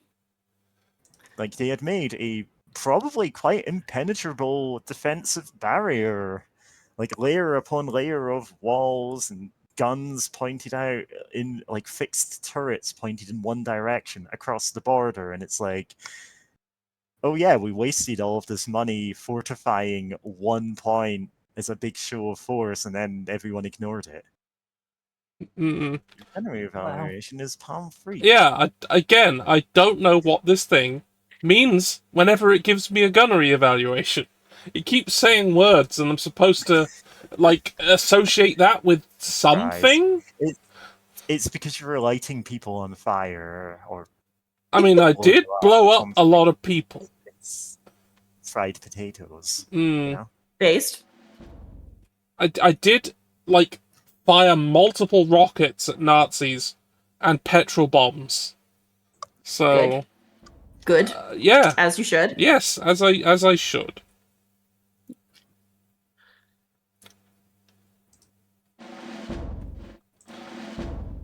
Still annoyed, they were like, hey, go take on this Panzer division by yourself. Not very nice of them. Have either of you played the I Have No Mouth and I Must Scream game? Yes. Yes, I have. Yeah.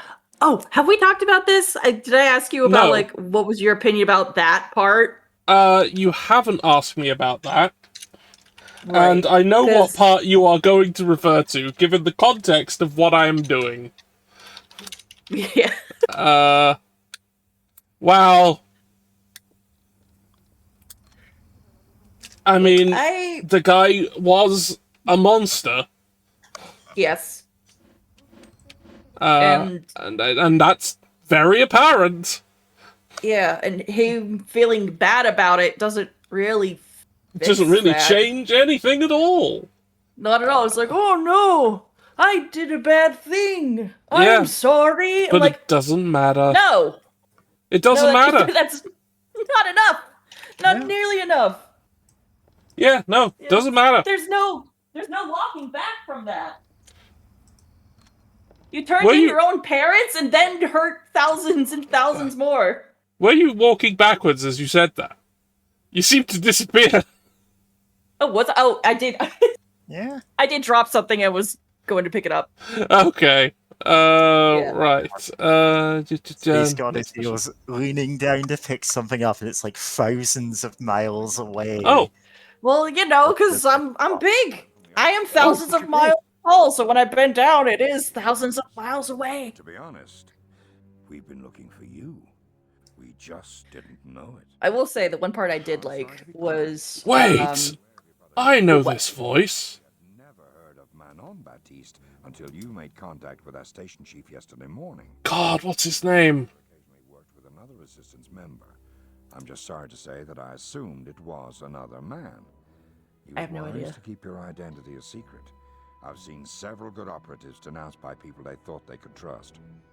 With both your anonymity and your brother gone, you could have easily opted to return to a quiet civilian life. You could have even... I think most people would know this guy as the narrator for Civ 5. would have earned you a lot of special privileges under the German authority. Instead, you committed yourself to a life on the run, away from everyone and everything you've ever known. From the looks of your... William Morgan Shepherd. Yeah. Hairy situations during the early days of the occupation. What else has he been in? He's been in various Star Treks at various times, which is where I think I originally encountered him. He was on Max Headroom. He was on Babylon 5 sometimes. He was in Gargoyles. Oh, who was he in Gargoyles? I think he was Odin. Oh, Okay, yeah, I hear it. And take her place. It should provide the ideal cover for getting in there and seeing what Rommel is. And he appeared in Doctor Who during Matt Smith's era as the older version of another character who was played by his son. Specifically in an old Northrop Alpha. That's awesome. For this kind of special operation. The pilot is a lieutenant in the Air Transport Command who's been He given was strict Spock in the orders original not to Star. What? look at you, as we don't want to compromise This is your Leonard Nimoy? What? No way. No, Leonard Nimoy was Civ 4. during your transit to the African continent. Yeah. It's a privilege. What's Panda Bibble talking about then? Be careful. I mean, That's probably the That's joke. Leonard Nimoy who did Civ 4.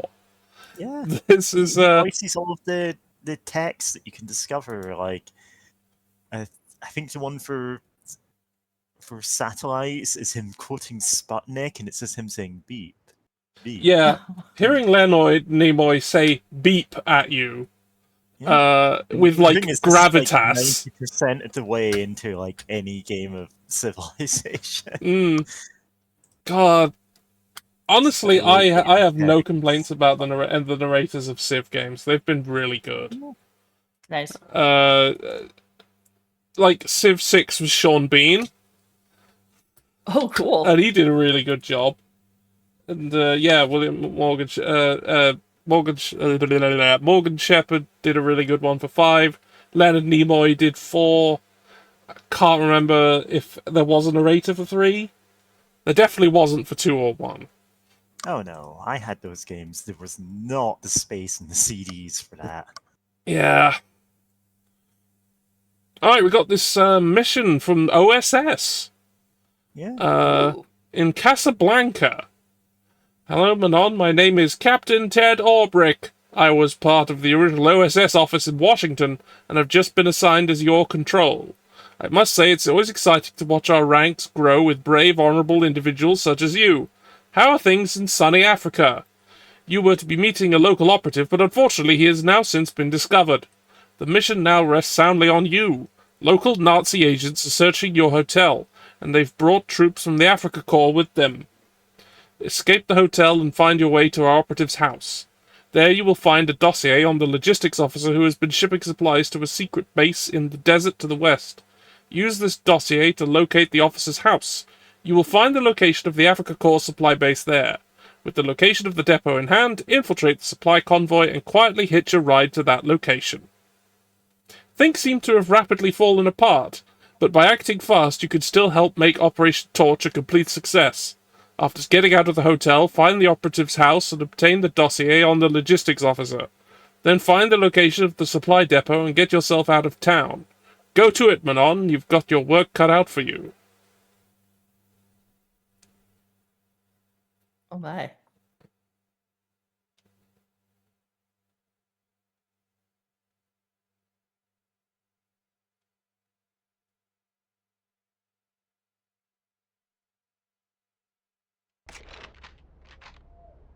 Oh, we got a silence pistol.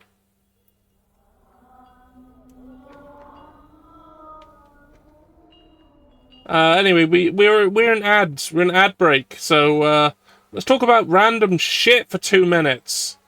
All right. All right. Anyone got any? Any thought? Yeah, any Unfortunately, thoughts? my immediate instinct was to say something like openly seditious about, killing members of governments. Ah, well, I could- Universe? well, I come on a good time on that Yeah. one, brother. Speaking of You killing did. members of government, what's up, madam? Yeah. Hey, if you do have any plans to do it, no, you don't. Don't tell us. yeah. Don't tell us, but This is all a joke. But, you know, if you Until need, we do it. if you need somewhere to hide, Yeah. Yeah. We You've got didn't options. really say yeah, there are places in which you could go.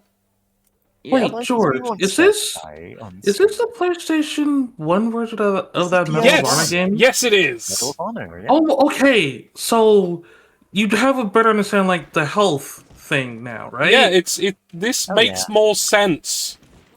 Okay, It's clear because the Game Boy Advance one based on this and just not as good. it was bad. Yeah. It was terrible. Like, it's got all of the HUD elements and stuff. It's just they're actually legible on a screen. Yeah, I can actually tell what it is and Textures actually work. what is happening. Yeah. Like, this does not look terrible for a PS1 game of Zero. Yeah. I think from what I read, this was very ambitious for the PlayStation 1. Yeah. Like, Where I it doesn't think look terrible as an over-exaggeration, but like, it looks pretty decent for a game of its time on this. Yeah.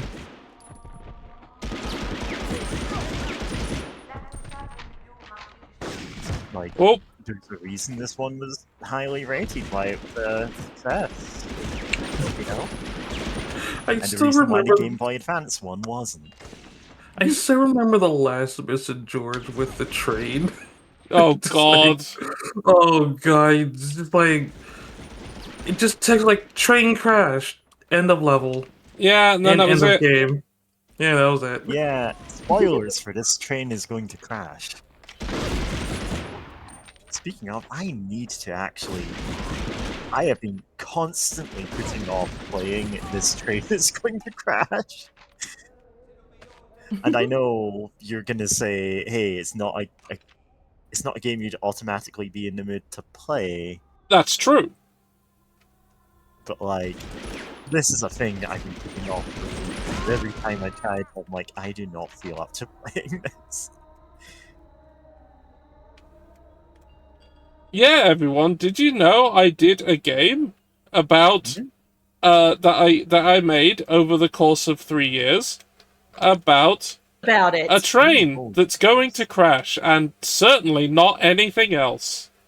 Certainly not a metaphor for anything. It definitely isn't exploring much deeper topics than that. But if it were, what kind of topics? Anti-authoritarianism, the nature of art as a subject, musings on the nature of consciousness, sometimes ridiculous comedy. Do you know during the development I was going to have a section involving sonnets, but then I decided I hated writing sonnets. Then there was only one sonnet, and it was one about how I did not like writing sonnets. That's really funny. Hey, I get that. Mm-hmm. But my complaints about them were in fact also them. So and that's art in itself, you know. Yeah. That's so good. As I've said, I've got my own vague ideas for games. Unfortunately, the one that's most developed would also be probably a visual novel of a similar type to that, and I really want to play your one first, just so I don't independently, like, accidentally rip you off. And the thing I'm most pleased of in that game is I made the game engine do very strange things that it's not supposed to do at all. Yeah, that's great. I made it in Twine, which is generally a text-based choose-your-own-adventure format thing. However, there is a section in which it becomes a JRPG. Oh, yeah. There is a section where it turns into a clicker game. And I think there's a couple of other genres here and there that I mangle the game engine into being able to do. I love when games do this as a joke. Like, not going to get into it in case anyone here has played Anthology of the Killer, but there's a couple of in that where it becomes not just entirely different genres, but it radically shifts art style into, like, what looks like different engines, and you're like, what? Yeah! It's only done in one engine, but it's just like, the effect is so jarring that is like some of the funniest moments in the series. Like, I'm not going to get any more detail on it. Those games are 100% worth playing if you never played. Oh, yeah. I mean, I was gonna the moment I realized it was by the dev of Space Funeral. Yeah, God, it took me a while to realize that too, and I'm like, oh, that explains a lot of these themes that are going on. But like, I guess you done a stream of that with Eldritch Zoe. I mean, I've 6 done, months ago, yeah. and it has not left my head since. And if people want to check out VODs, I've done a little series on Space Funeral. Yeah, Space Funeral, a real... I'd say a classic of RPG Maker games. It's bizarre and Have a drink. Oh, really off-putting in some ways, but it's more of a predecessor to the likes of Cruelty Squad, really. And that art style is saying something about the world in which the game's set. yeah. I've just been Demon Whelp has turned up, and I must now eat and drink. So I will. All right. I've still got some cornbread left over from me trying to make beans and cornbread for the first time. It's been so long since I had any cornbread. Mm. Yeah. Can I tell you, this is cornbread related. Can I tell you about the most ridiculous food item I have ever seen on a menu? All right. Sure. Yeah. So it was my birthday recently. And so last weekend, my parents took me out to dinner. Happy birthday. Thank you. Yeah. So my parents took me out to dinner to celebrate, and they treated me to like this actually really nice restaurant that was very good. Like, food was awesome. I had a good time. But, you know, as we were looking at the menu, I remember I was looking at the appetizers and I started laughing because they had something called a caviar Twinkie. Caviar Twinkie. Yes. Like the Hostess cake. Yeah. And I was looking at it, and it was like caviar with a yuzu creme fraiche and blah, blah, blah, blah, blah. And I was laughing about it, and I was like showing it to my brother. I was like, look how ridiculous this is. And he goes, I want to order it. And I go, no, don't. It's $45 for an appetizer. Wait, $45? Look, really? If it's real goddamn caviar, that makes sense. Yeah, it makes sense, but it doesn't make it not ridiculous. Oh, it's absurd, but yeah. But yeah, my brother being my brother, he ordered it anyway. And it was, first of all, it was like half the size of a normal Twinkie. Because of course, expensive food. The more expensive it is, the tinier it is. Food is always tiny. I don't get it. I don't either. But then, so the Twinkie part was made out of cornbread. Yeah. That's not what a Twinkie's made of, isn't it? That's not what it's made of. No, it's not. No, it's cake. It's yellow cake. Cake. This is like uranium. Yeah. Honest. I mean, with all the chemicals in there, it might as well be. It's delicious, delicious uranium. But yeah, so it was cornbread with the creme fraiche inside for the green part, topped with little bits of caviar on top. That's so not much of that then. Okay. Yeah, no. Okay, because like I've had caviar. I've been. I had a dinner once at the Royal Opera House, and I had caviar as an appetizer, proper caviar, and it was £80. Yeah. And it was a single. It was a whole jar of it, and some blinnies to have them on. And while it was absolutely delicious, it was not £80 delicious when I can get get different caviars that are much cheaper from different fish that are not as good as that, but like 1/20th of the price. Yeah. That just reminds me of like, there's this one guy I watch on YouTube who does like is this food item justified or is it not? And I like him. I like his content. He's like an Asian food reviewer. But one of the shorts he did was like on the Gucci burger, where like a store in LA would, because of course, Gucci in LA would do this, would do the Gucci burger, which is like a tiny slider-esque hamburger. God, I've seen that. In a pink box, and he ate it, and like he said it was good, but like it's not justified for the price, which is like something like $40 for that slider. Yeah, like even if it's really good, even if it's like the best thing you've ever eaten, it's not worth it. It's gone too fast. Dear Werewolf, I'm talking about British pounds. 80 As in the currency. I think they're joking. I agree. I'm just going along with it. It's a good joke. Yeah. Hang on, I'm gonna I took a picture of the caviar Twinkie thing. I'm gonna put it in the dump. I have a equally ridiculous but less aggravatingly insane menu item that I've seen. You can't get this anymore because the place, the guy who made them isn't working at the place where I got it from anymore. So for a while, a place where me and Miss Ikari lived had nearby it a pub known as the Market... No, I'm not going to say its name. Just in case.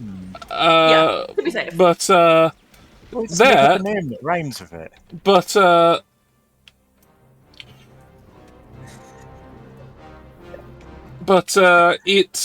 they had someone who was, like, a dedicated, burger chef on staff.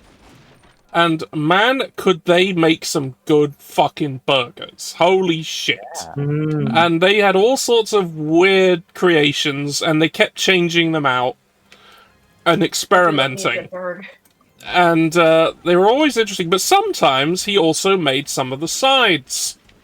And the one that he made one time that I immediately bought and then kept buying whenever I went there was triple beef fat fried potato smiles in lemon and pepper dusting. Ooh! Yeah, I know exactly what you mean by that. It was so fucking good. Holy shit. Sounds amazing. Like, it takes, like, the ordinary, like, ordinary-ass frozen potato smiles from a supermarket and then fucking fries them 3 times in beef fat. And then the lemon pepper. Oh! I'm trying to get a good image of these potatoes smiling to post. Ooh, I will say that restaurant that I went to with the caviar Twinkie, one thing they absolutely got right though is that they give everybody, each table gets a little tray of French fries, and there's like 3 different cups and 3 different dipping sauces, so it's like they're all fried in duck fat. Oh yeah, the good shit. And then and they'll give you like a garlic aioli, they'll give you a barbecue sauce, they'll give you like a truffle thing, and then 3 different little sets of fries that have different seasonings, so you can like mix and match and see which one tastes the best. It's fucking awesome. Oh, that's incredible. Yeah, I've joked, but increasingly not been less of a joke as I say. It's like, we should just make a reservation, go sit down, and then after we get the fries, act like an emergency has come up and we have to leave. Like, just dine and dash? Kind of, because the French fries are free. They give that to everybody. You don't have to order those. Oh. So, not necessarily dine and dash, as in pay. Yeah, because you would get that anyway. As in order something with the price tag, because that's just shitty. No matter like what the restaurant does, that's just these are not complimentary nice. fries, and that's a bit different. Yeah, exactly. It's So, still like, technically dining and dashing, but like I can understand if you just went, you know what, we write this off as a loss. Yeah. I'm giving these to everyone. Yeah. Because the fries are Free that bottomless good. fries, sure, why not? But like, They're so honestly, that puts the Twinkie thing into context. 'Cause, like, if that's, hey, we're just giving away the fries, you can pay $45 for admittedly a very delicious looking single Twinkie.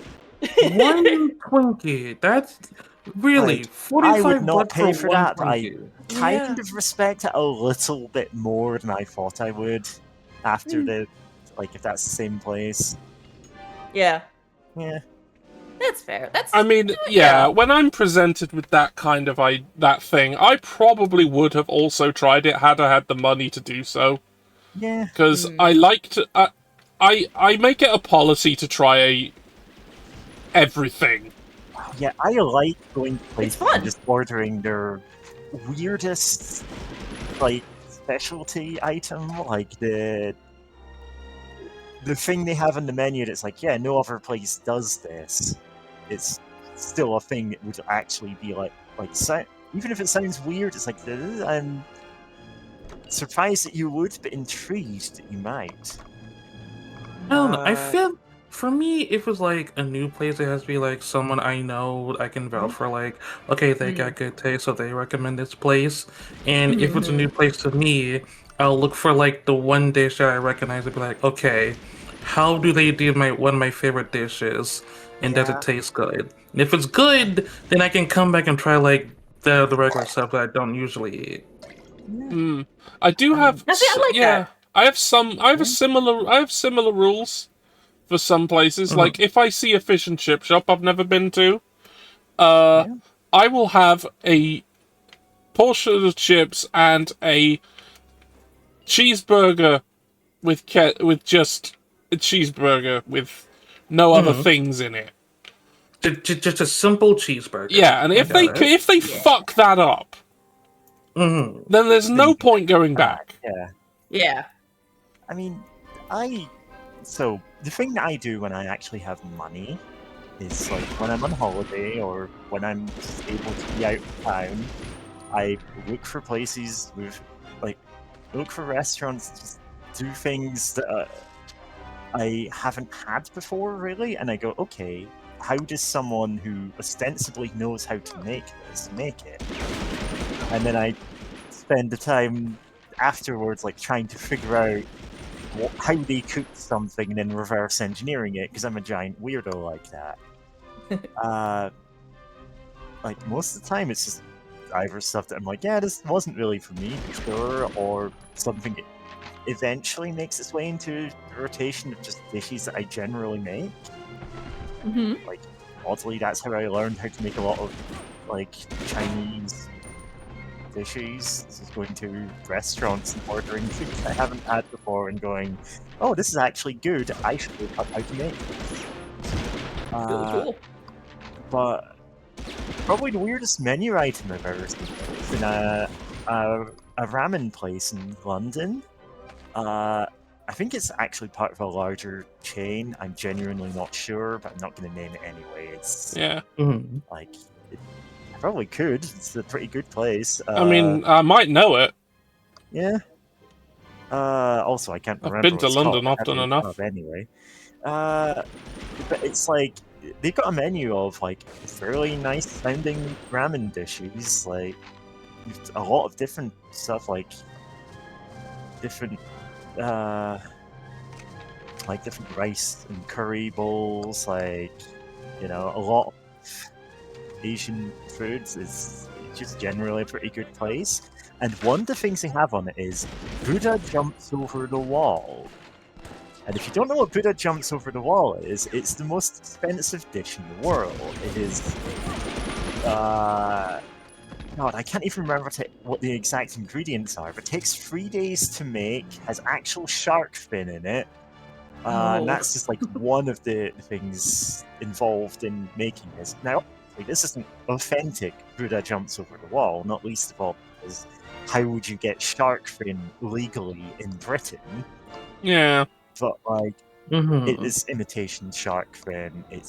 I think this dish was still like £60 or something on a menu where everything else topped out about 20.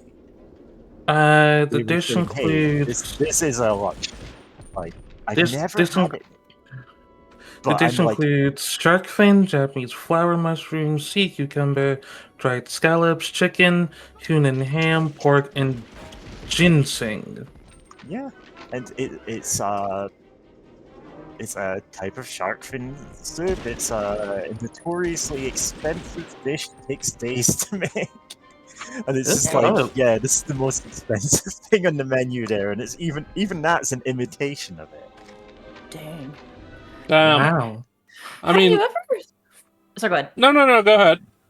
I was gonna say, do you ever think about how like the first person to try something and realize it's edible, like the first person to see a shark, you know, a apex predator of the water, and be like, what if I ate that? He was like, "Hey, Steve, see that shark over there? Is that a shark?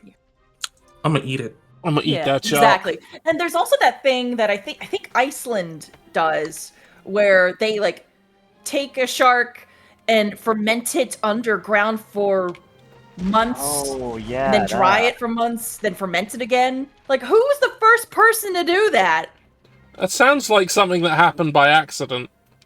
Yeah, kind of. It's like, oh shit, I forgot about the shark I was fermenting.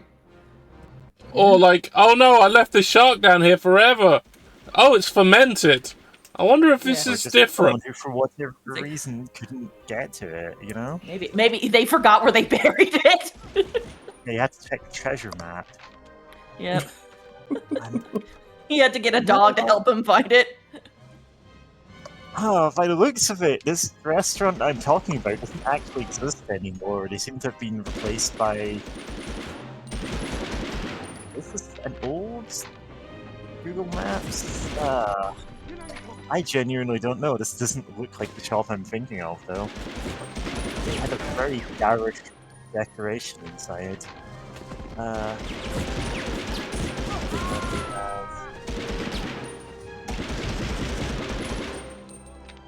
Oh no, it looks like it's just the same place before they decorate.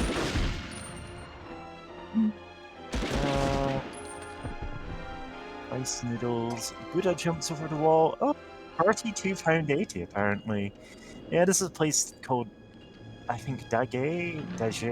I don't know how you pronounce it. Clay pot noodles and skewers. I don't know if that's the actual name of the place or just the title of the menu. This place in London is genuinely pretty good. I've been to it a couple of times. Nice.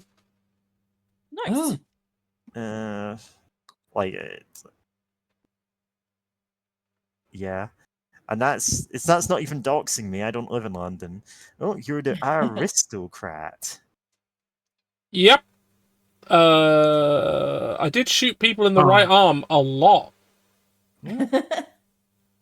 I was going to say, yeah, like, in terms of, like, really long time to make dishes. Like, my personal record on that was a dish that took 26 hours. And I did it... This was when I was in my A-levels, which I have absolutely no idea what that translates to for Americans. But it's like pretty late on in terms of education. It was during my A-levels, and I did it in school because I was buddy with the science technicians. Always get on the good side of the science technicians. They're fun. Oh yeah. And sometimes you get to do some stuff that isn't entirely legal. Oh, so the equivalent for us would be like AP courses. Oh yeah. Okay, yep. Whatever that means. Then, as long as you know. Yeah, it's basically just like advanced placement. Like it just stuff like things that gets prepared for like college and stuff. Yeah, it's after mandatory education, but before university. Yeah. Still free, which is nice. Anyway, and it was in the same place.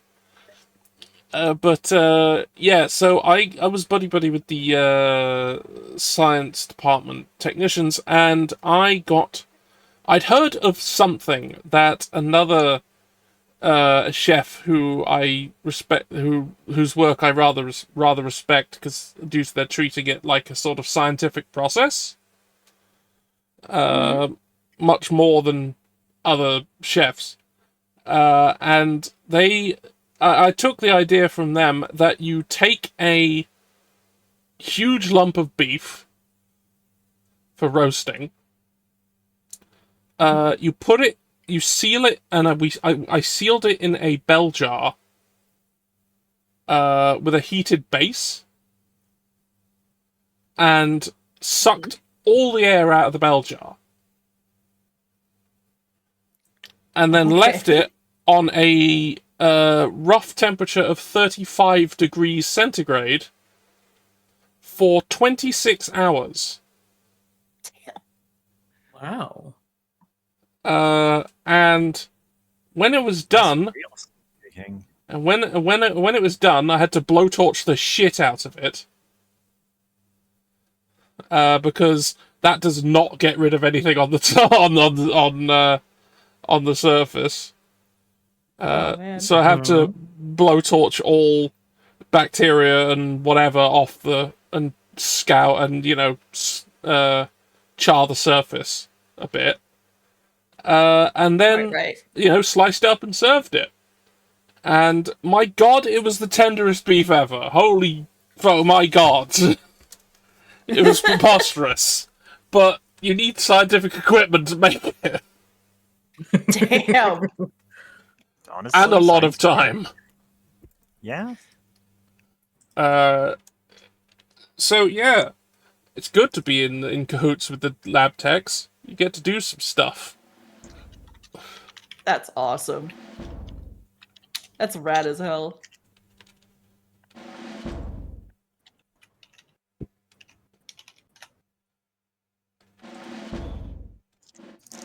Anyway, we managed to get away in a truck. Good. With a map and some stuff, and many Nazis are dead. Hooray! That's all that matters. Next mission! Once the truck has stopped within the walls of the supply depot, it's your job to gather all the information you can regarding the movement of the Africa Corps and pass it on to the American fleet of Operation Torch. First, find the Motorpool's dispatch hut and get your hands on their shipping records.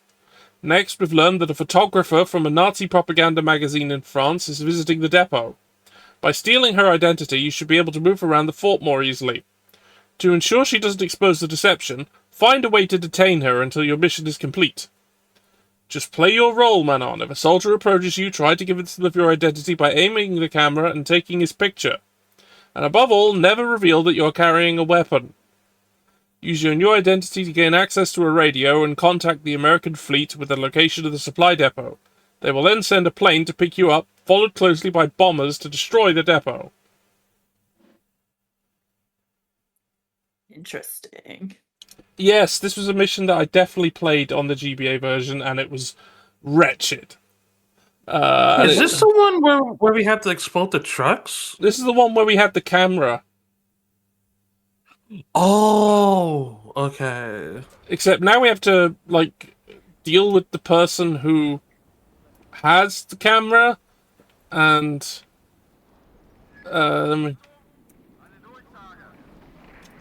Wait, is this the one where you failed and you just said fuck it, I'm just using the code to skip to the end? Yes. No. We did succeed, but then after this one, that was what happened. It was after the... Okay. Oh, fuck. I still have no ammo for that gun.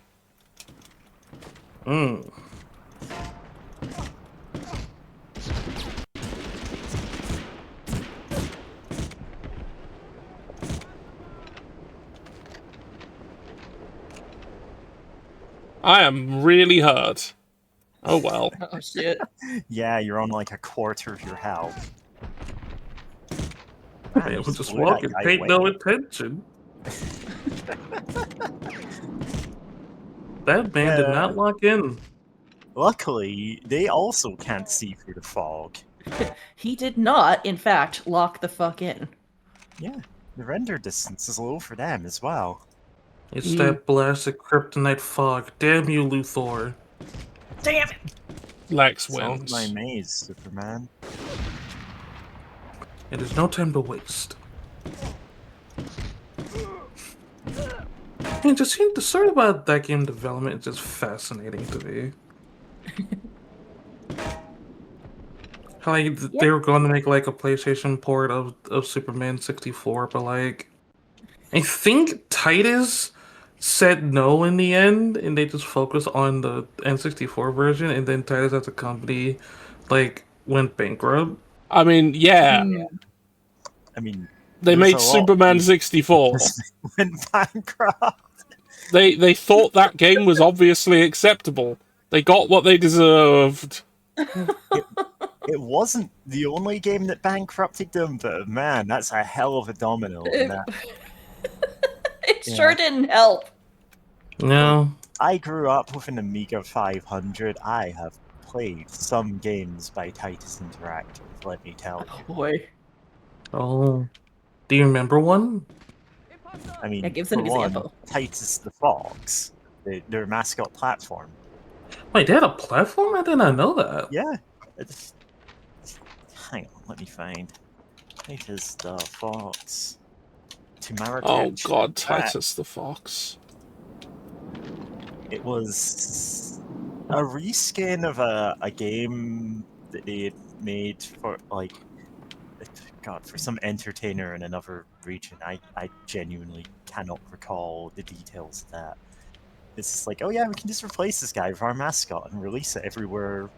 Like, there isn't that agreement. No one will ever know. Yeah. I'll steal it! Yeah, it just wasn't that good a game, but it was an Amiga 500 mascot platformer, so there weren't high expectations to begin with. Damn. What's up with that camel? Oh my god, this cover. Oh my god. Reasonably good reviews at the time.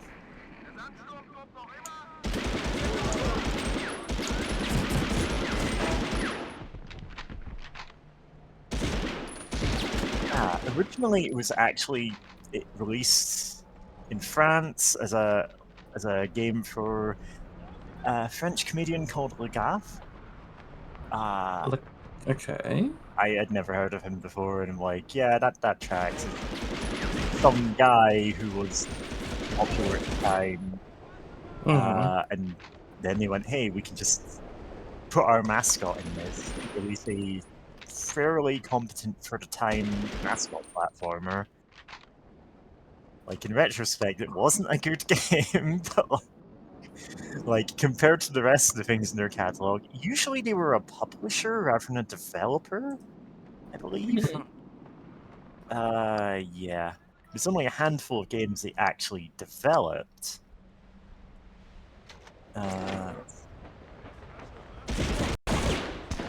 Superman's in there somewhere. It's more near the bottom, because it's one of the last titles they were involved with. Oh, apparently Panda was that they made the Blues Brothers game? Oh yeah, the Blues Brothers tie-in. Not a good game either. No, quite bad. There was a reason people talked derisively about tie-in computer games for a long time. And it wasn't just because of E.T. No, I mean, generally they were terrible. Middling to bad games. It was a genuine miracle when any were actually good. Oh, but Superman, the new Superman Adventures, or Superman 64 as it's more commonly known, really was just them as a developer and publisher. So there's no one else to blame that on. Crazy. there's a lot of other ones where they were just publishing other people's. That's just how a publisher works. Ah, But You got this. They kind of just puttered along for 5 years after Superman 64, really. Mm-hmm. And then just gradually ran out of money because, yeah. What happened to all the money? I spent it all on gambling. Yeah. We've got to have money. Got to have money. I can't. And that character wasn't. That name was Mr. Lickboot. Was that his name? Yeah, that was Mr. Lickboot. That was a weird movie. It sure was. I've never actually seen that movie. I've only seen the "We've Got to Have Money" section and the accompanying song. It's It's a movie. It is a movie. Yeah. Tom and Gerald speak. oh, it's Tom and Jerry the movie. I don't want to see that They- again. Thomas and Gerald do a speak. They find an orphan girl. Yeah. They try to rescue and return the And then orphan the movie's girl. about to- her. I mean, it's not the worst Tom and Jerry movie I've seen. Oh no, Not by far. know there are depths to plot there. Yeah. There's a lot of movies that are just That Jack and a the movie Beanstalk hat, one is Tom like, and let's Jerry. see how many fetishes we can fit in here. All right. The You one know? that I still loathe to this day, because of how absolutely artistically bankrupt it is Tom and Jerry and Willy Wonka and the Chocolate Factory. Oh yeah, that one! Because it's just Willy Wonka and the Chocolate Factory, the Gene Wilder movie. Yep. Yeah, But- shot for shot. But shot too. for shot, except there are some extra shots where Tom and Jerry are also there. Yep. Yeah, and they contribute nothing to anything. They're just kind of around for no reason. Yeah, they're just there. It's like what if someone wanted to watch the Gene Wilder Willy Wonka, but like they're too ADHD, so they had to put Tom and Jerry in there, just like liven things up a bit. God, I'm thinking of, Kung Pao Enter the Fist? Yeah. The guy, like, Yes. totally One added of- himself into a bunch of, Yeah. martial arts movies. It's one of the most quotable films in existence. I Yeah, love that it's movie. really good. Everything in it is That hilarious. movie is literally how Mayon and I eventually became friends. Is because of that movie.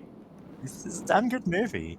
Anyway, what I'm saying is we take Willy Wonka and the Chocolate Factory and we digitally add extra actors into it.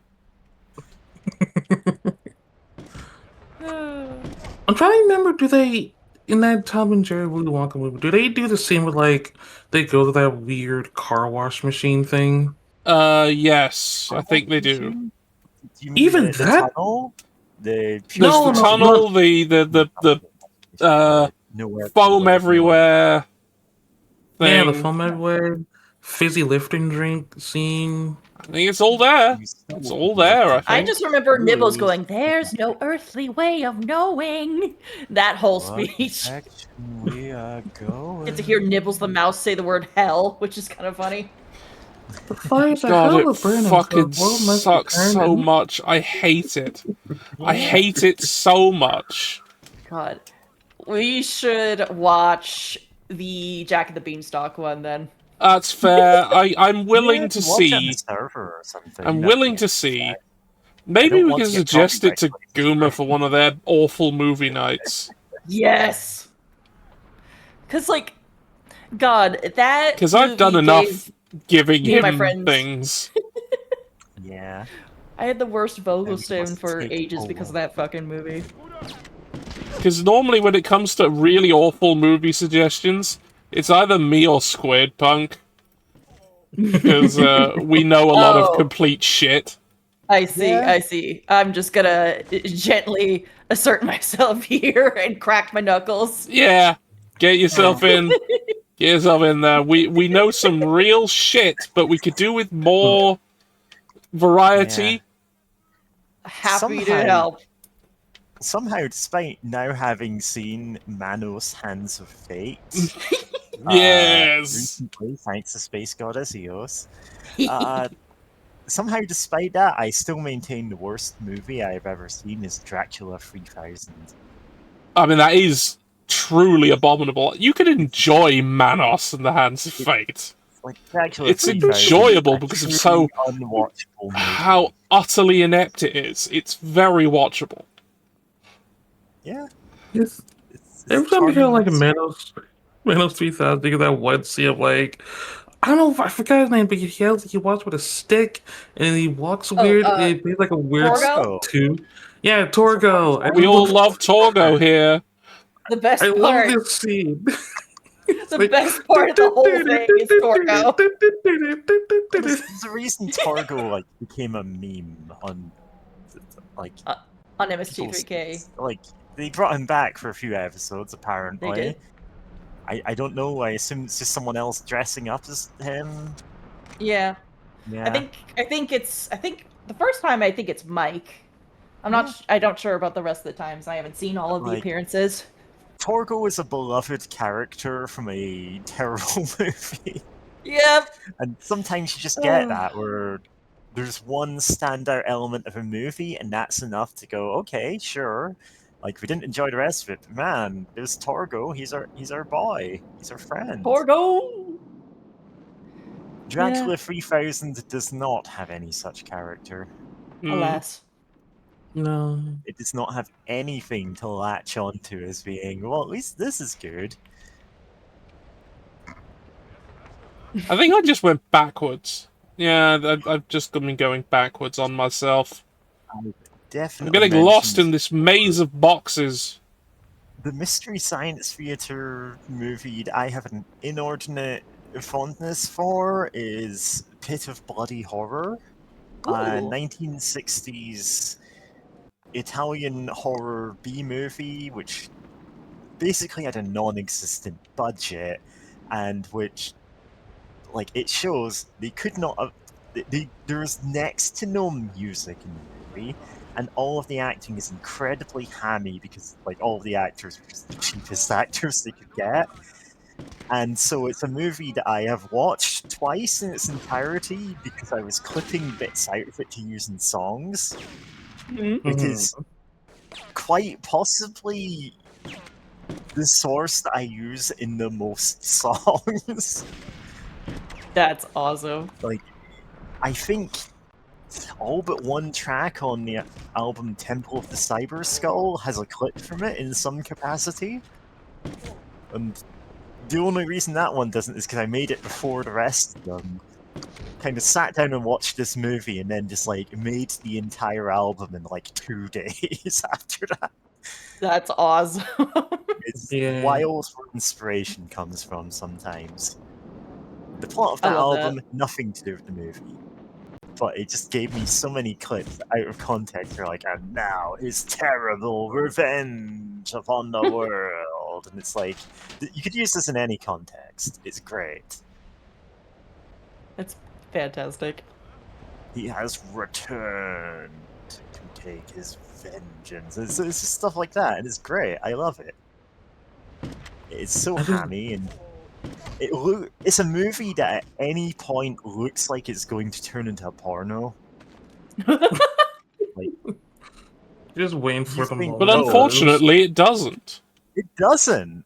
But like, listen, you watch that movie and tell me that is not a threat at any given moment. Sooner or later, they're gonna start fucking.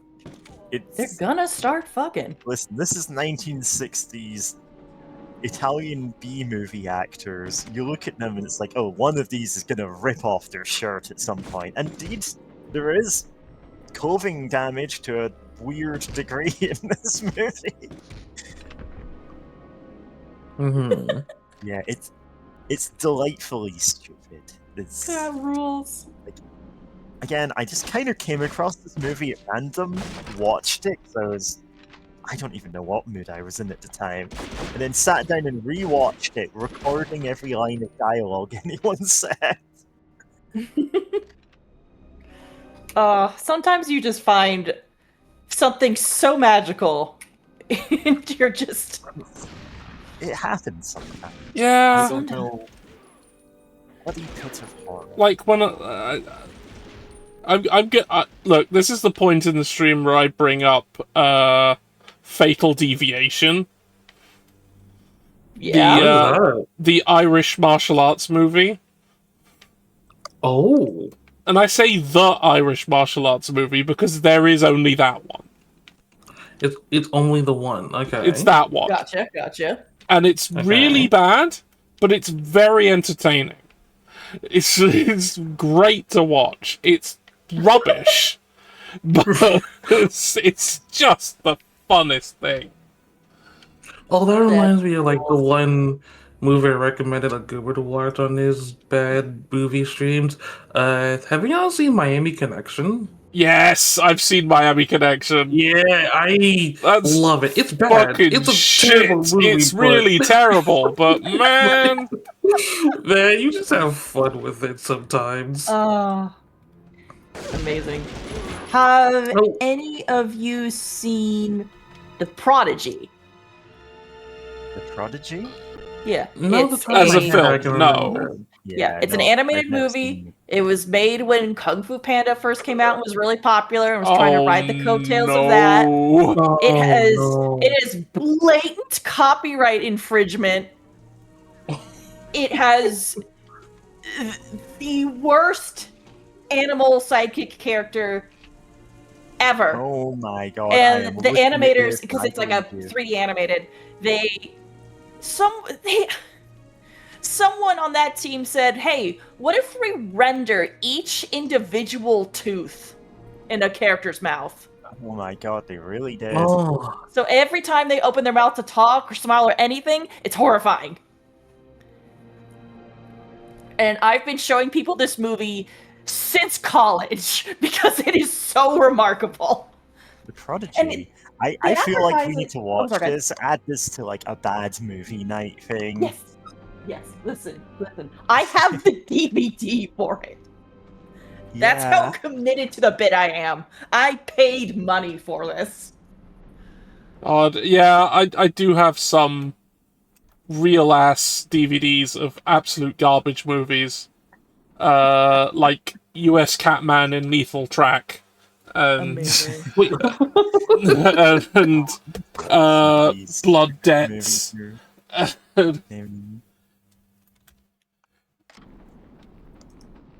You know that there is a very high chance you've seen a bit from Blood Debts, namely the end, where there's someone, the hero is just lying down on the floor, and the person's like laughing and pointing a gun at them. I know it. And then they pull out a small rocket launcher from their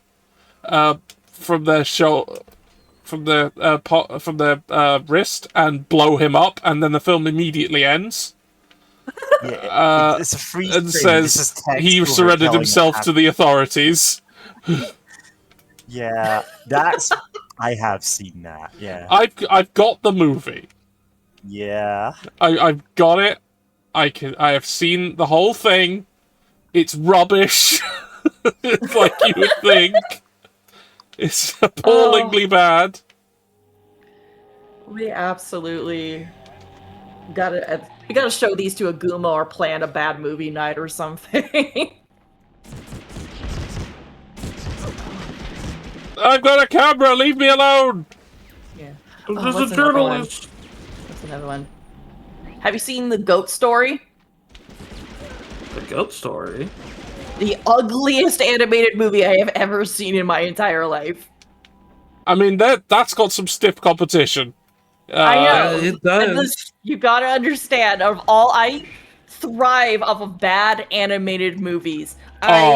Yeah. And so no, I am looking at this and I recognize it, and that's a bad sign. Okay, The Goat Story. Whatever you're picturing, it's worse. Let's see. It's so bad. Oh, This reminds me, just looking at it reminds me of the art style of that one donkey movie. I do not know the name of it.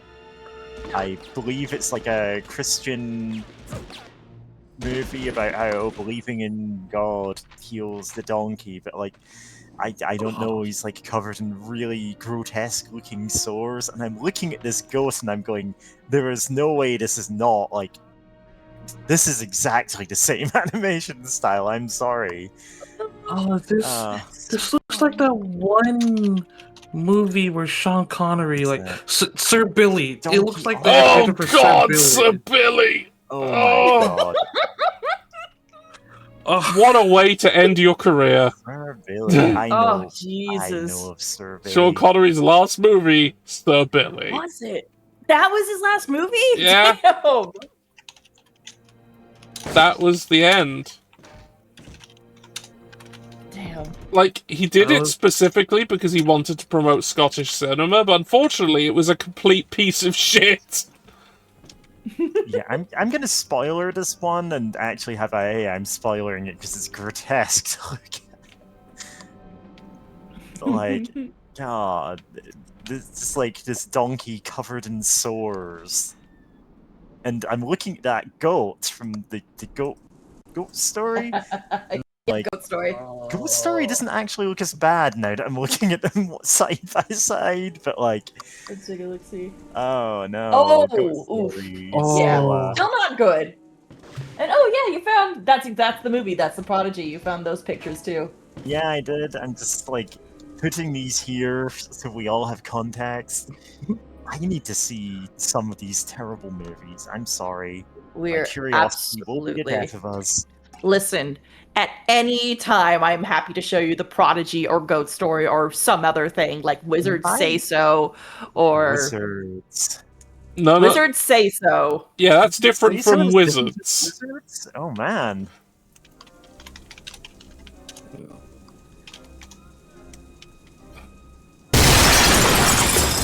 Hey, that's something I gotta show. So movie? I can't find that one. It's Huh. not an entire Wizards movie. It's more So? like I see. Okay.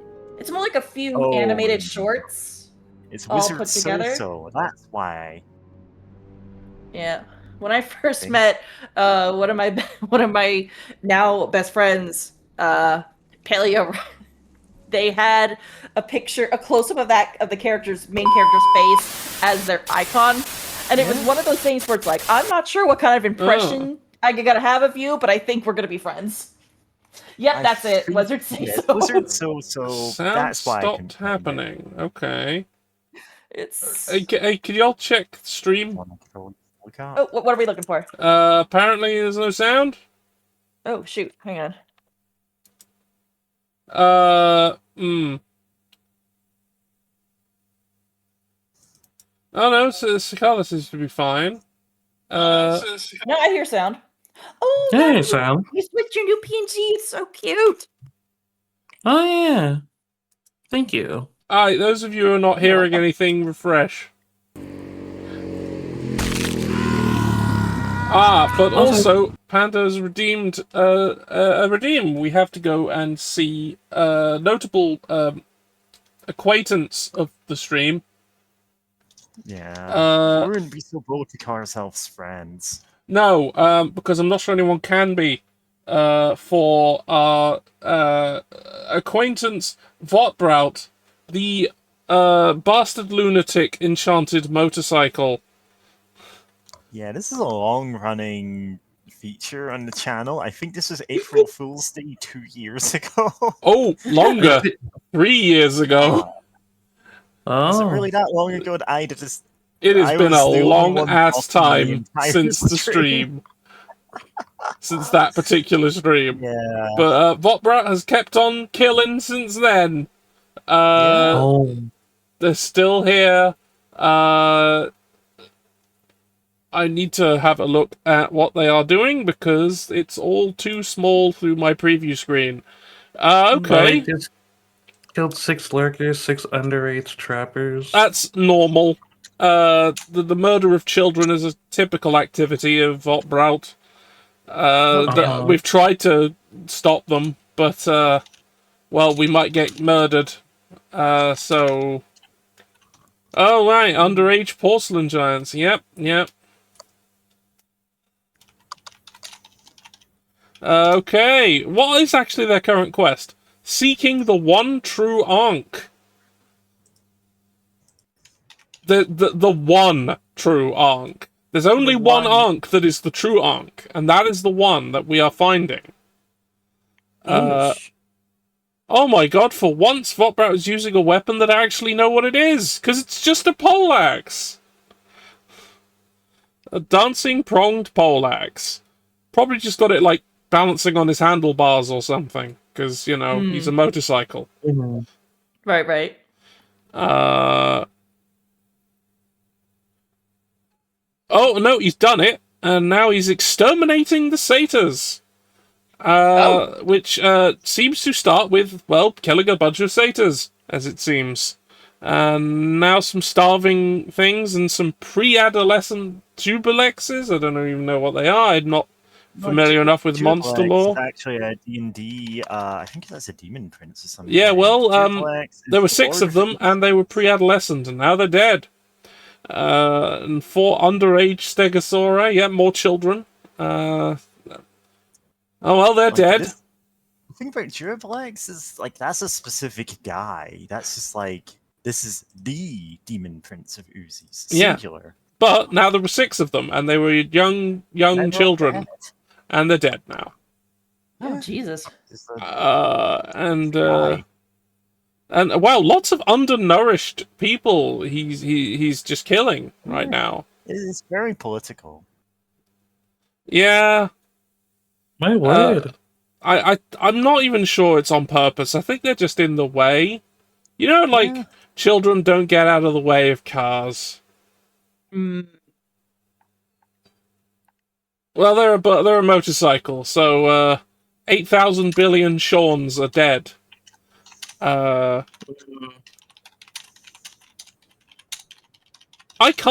just realised I can't reliably refer to Heavy Rain and have people automatically know what I'm talking about. It's been a while since I played Heavy Rain. Yeah, and you never should again.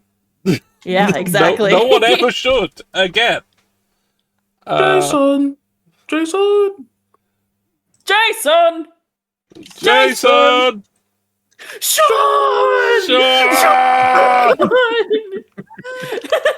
Immediately, the vocal stem from around the world.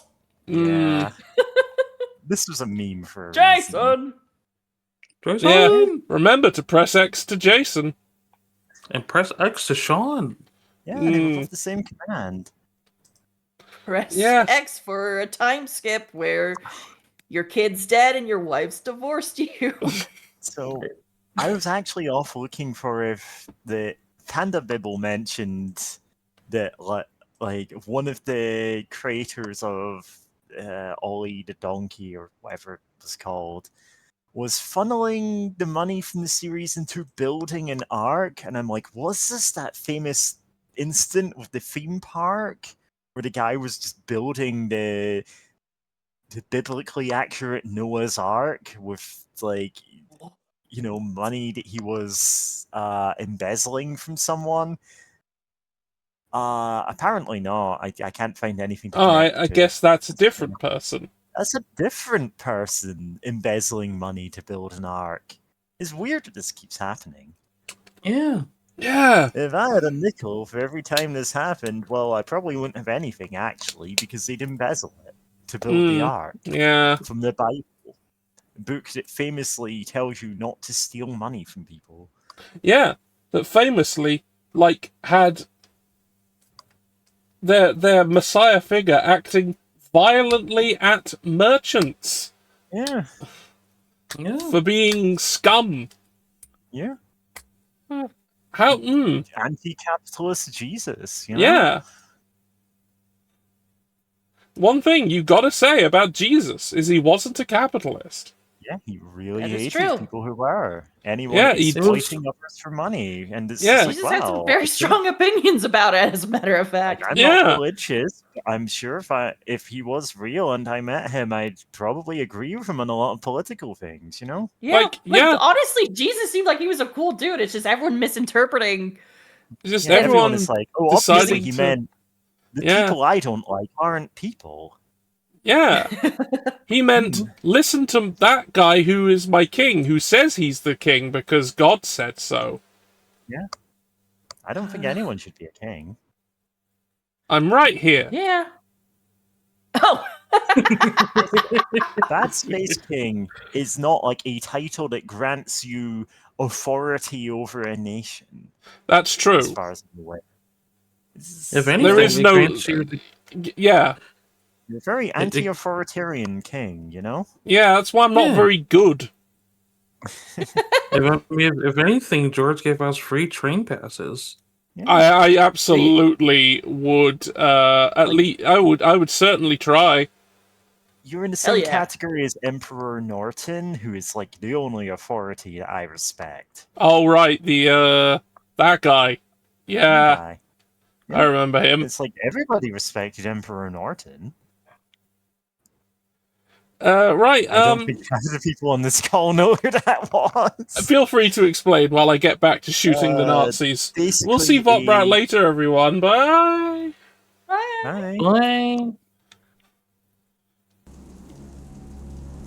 Basically, Emperor Norton was a homeless man somewhere in America who one day woke up and said, I've had this vision that I will proclaim myself the Emperor of America. And people kind of just went along with him because he was harmless and he was just like a nice enough guy. And he just became generally just like beloved homeless man who was, on paper, the emperor of some portion of America. Just because people kept finding it funny and going along with the joke. And, you know, he was actually like very much against like he was known for standing up against police violence, like calming people during riots. Like he was an all-around decent man. And it's just, like reading up on him, it's just like, oh yeah, like he was kind of harmless. If there had to be some kind of emperor or king or whatever, it might as well have been someone like him. Now compare that to our royal family, who, I don't actually want to talk about any of the things they've been in news for lately. No. Anyway, we completed this mission. I am again Palm Frites. Nice. Nice. I didn't hit a single left leg. Wow. Oh. You hit one right one. Yep, just one. Just the one. Hit more groins than that. Like.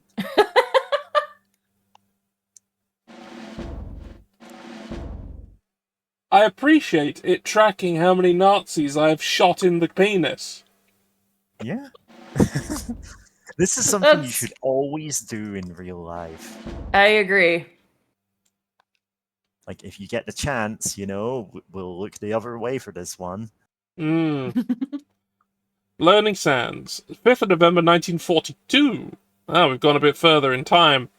Nice work, Manon. Bombers are on the way to Ait Ben Hadal to destroy the depot you've discovered, but we must make sure Rommel's tanks are sufficiently deprived of fuel. There should be an armory somewhere nearby. Find it and procure some explosives. Locating a pass may help you elude the guards in the area of the armory. You will encounter doors sealed with padlocks. Rather than searching for a key, it'll be easy to simply shoot off the locks. But be forewarned, this will attract the attention of any enemy personnel nearby. We've learned that a cipher key we have not broken is somewhere in the fort. Locate it and use the photographer's camera to get as much information on film as you can. Once you have the bombs, use them to destroy the 4 fuel trucks that are now loaded with gasoline for Africa tanks. Our bombers will take care of the rest of the supplies, but any trucks that are already loaded will surely make a run for it at the first sign of an air raid. Oh. Hey. Okay, so I've got a few things to do. while I'm here.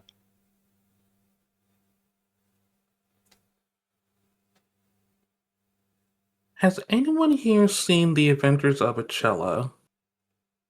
I No. don't think so. The Adventures of Of Achella. Oh, it is another famously bad animated movie where, I like... don't know this one. If you could drop It- a link or Yeah, okay. or whatever. DVD cover. Oddly enough, like, the really bad animated stuff that I've come across tends to be of... I don't even know what quality these things all share, but like it's the kind of things that I make YouTube poops out of. They have to occupy a certain level of quality, and it's hard for me to explain what that is. Amazing. It's like the Mastodons, the cartoon paid for by US milk lobby. Utterly bizarre. Like, the parts that are in that YouTube poop, I could make a whole other one out of the parts I didn't use. It goes places, and those places are relentlessly weird. Dig. Like, I feel like I should be looking up some of these for you to... Oh my god, look at that. Sorry, I just saw all the kids staring. This is a really uncanny valley moment. Oh, yeah. Oh, God.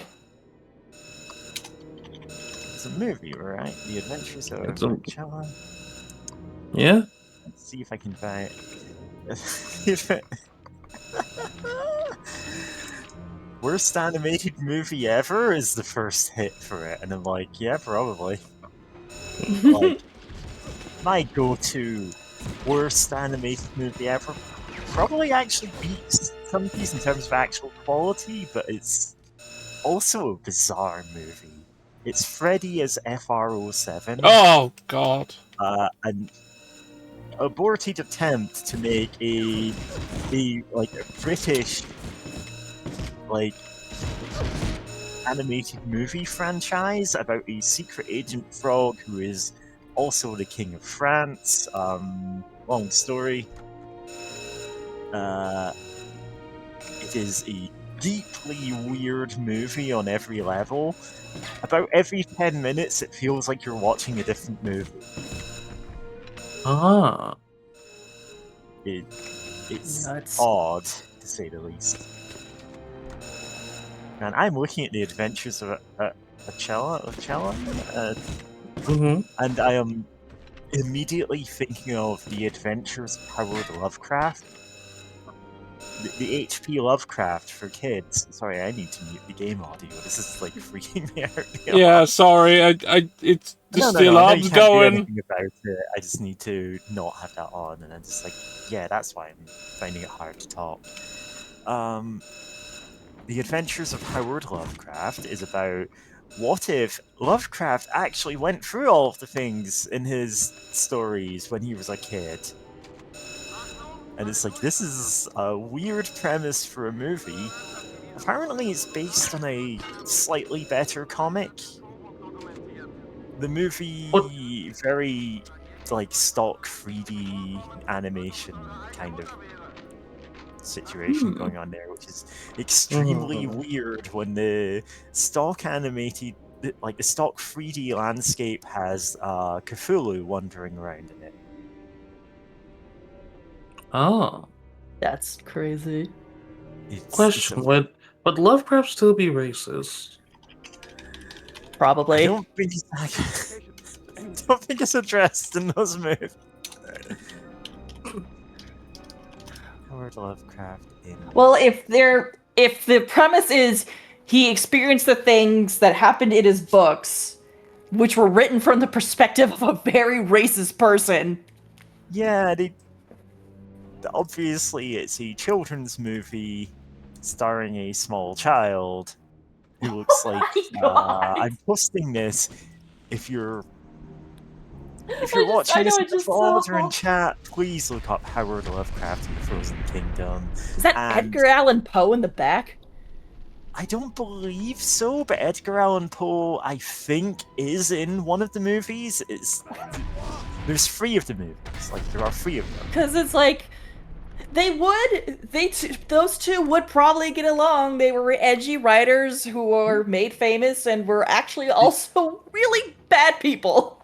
There's a thing in the 3rd movie where it's like, oh, we've assembled the greatest occult minds to battle this new threat, including, like, H.P. Lovecraft from the future, of all things. It's a whole future? From the future of, the future. You know, 10-year-old child Howard Lovecraft, you know? So this is like adult H.P. Lovecraft shows up because of time shenanigans. Anyway, long story short, I think Edgar Allan Poe might be one of those characters. I'm not sure. I've never actually seen the movie. That'd be so funny. I'm told it's definitely not worth seeing the movie. Like, everything that's in the first movie is basically repeated for the other 2. Which is a real shame for something like that. At least go off the rails in a funny way. Yeah.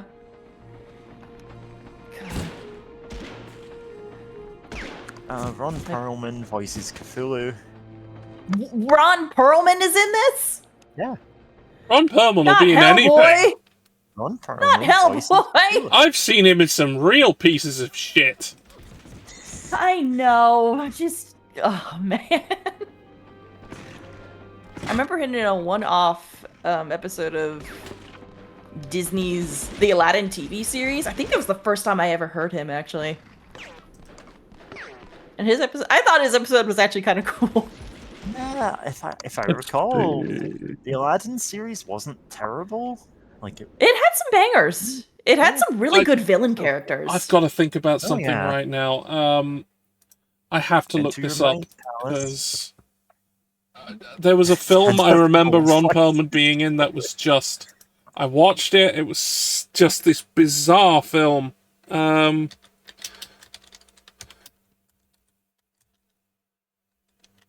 What was it called? Earlier, Mutant Chronicles. So don't know that one. Don't know that one. I'm looking it up immediately. It's based on a TTRPG called Mutant Chronicles. Okay. Yeah, I am looking at this right now. That is certainly a Ron Perlman film. And certainly an RPG of some kind. Yeah, it's a weird... Oh, that is very 40k in its design aesthetic. Yeah, so like everything is kind of steam powered.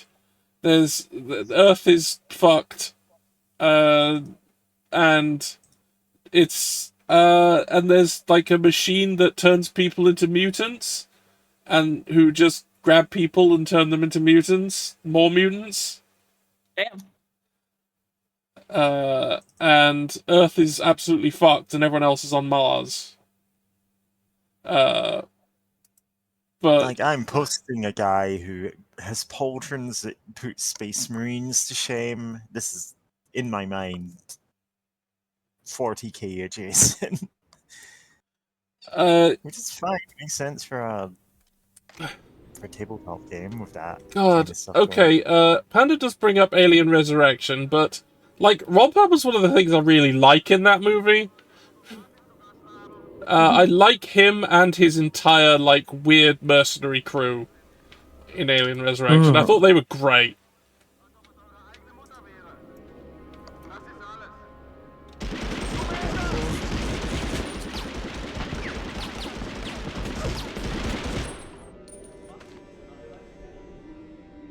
Like that one guy who's, like, the guy in the motorized wheelchair, who has inside his wheelchair parts of a shotgun. Just parts of one. Yeah, so he can just build one if he needs it. Yeah. And like he's like one of the first people to come across a xenomorph in that film, on the loose, and the first thing he does is he just sits there looking at it and builds his shotgun. And then starts fucking shooting it. He survives the movie. Amazing.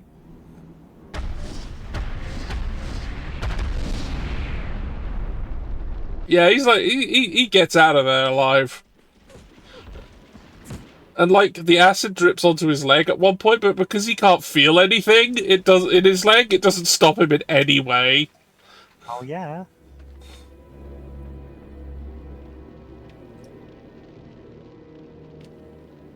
I do really feel that we need to do a bad movie stream or voice call or something at some point. Like, just make it a thing. Just do like the Midnight Society of bad movies. I need to find a sort of code book that I have not found thus far. Whoa! Okay. Yeah. I need to go find the code book. I definitely remember doing this mission in the GBA one. Because we blew up all these... you did do this one. Yeah.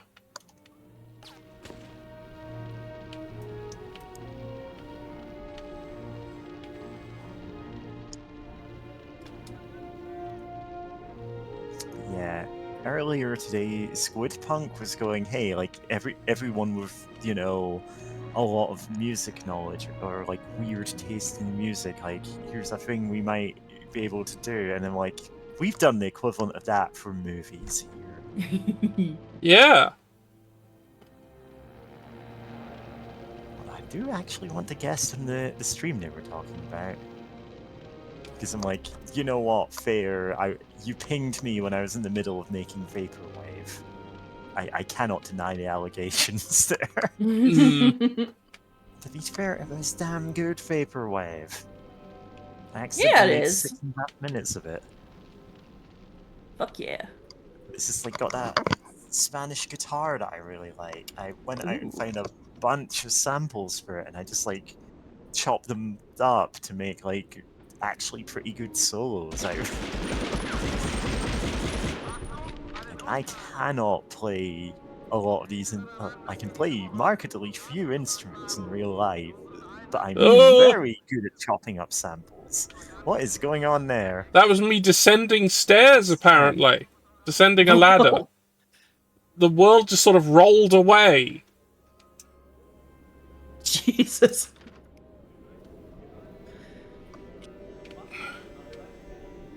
That's really funny.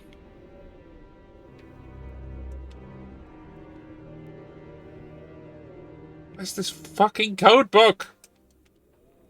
Yeah.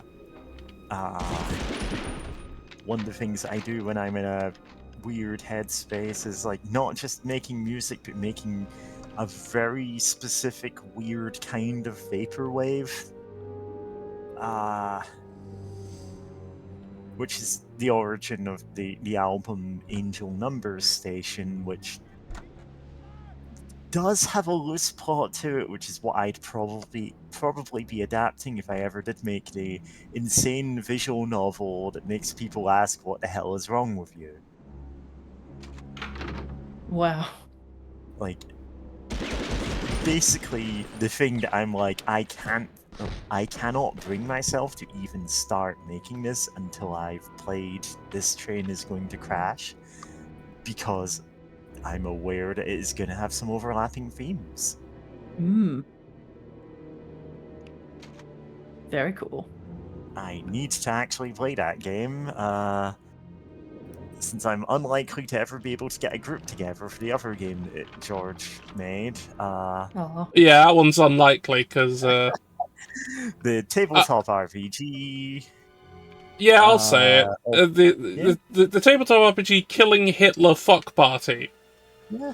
Which was something I made. It's a great name for a game. I just have weird mental things about actually finding it difficult to swear. Long story. How the fuck do I take this goddamn picture? Like, if I am actually swearing, that means I am having a mental breakdown, and please watch out. Oh, Long story. that's okay. No, I'm just like, hey, I read that game through every stage of development with like bated breath for what was going to be put in it next. That is a wild tabletop RPG. I do not think I am ever going to be able to have a group who would play it. Yes, it is. It does. Let me just put it this way: playing it on Twitch would be a terms of service violation. Extremely, yeah. It's an erotic role-playing game, so yes. That's true. In the funniest, weirdest way possible. Made by me, noted absolute virgin, BadSpaceKing. I'm looking at it and going, no, you know what? You've put the thought into. You're not like. Well, yeah, no, I knew I was not knowledgeable in this area, so I had to ask and do research, and I did. Which is extremely funny in its own right.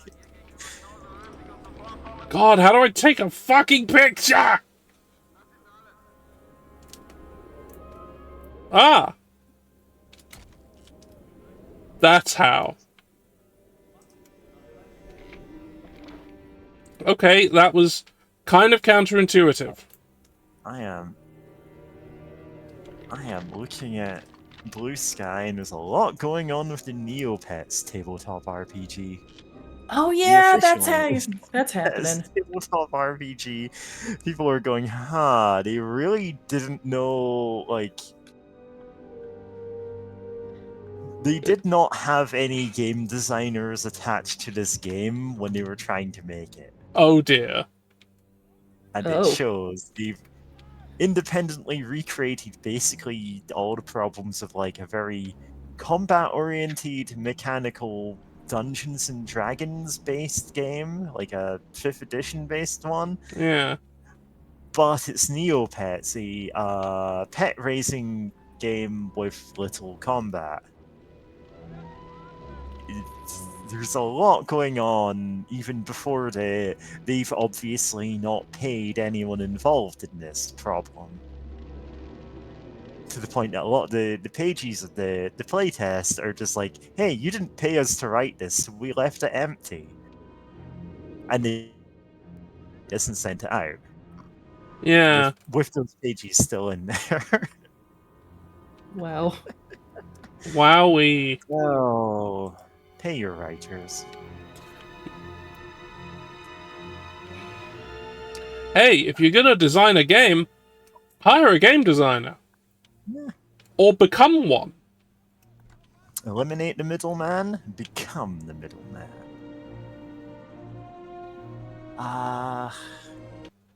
Like I said, I have vague ideas for games of my own that I just cannot, like, put together in a way that is actually a feasible project for me to ever complete. And I feel like I'm most of the way to having one, but oh, your pommes frites again? Mm. Man, I've still got potatoes in the cupboard. I should fry up some potatoes. Oh yeah. Not tonight, obviously, but like.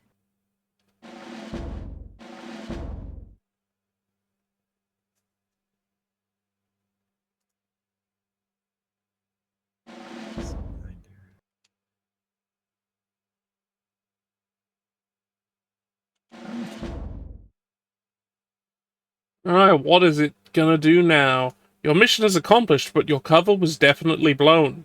Yeah, because I fucking shot everyone! Yeah. Your challenge now is to escape before the bombers arrive. We've sent one of our best pilots to pick you up, but you cannot land until you have cleared the area. Remember, this is a base for the Africa Corps, so there are sure to be tanks in or around the fort. Use the terrain to your advantage, stay out of the open, and keep an eye peeled. Even without anti-tank weapons, a determined soldier can destroy a panzer with superior tactics. There are 3 anti-aircraft emplacements around the airfield that need to be disabled so our plane may land safely. Toss a grenade inside the emplacement and the gun's own ammunition should take care of the rest. Once the guns are disabled, signal the pilot by turning on the landing lights. The controls for these lights will be in the control tower. Once you've turned on the lights, move to the airfield as quickly as you can to board the plane. Oh, and enjoy the ride.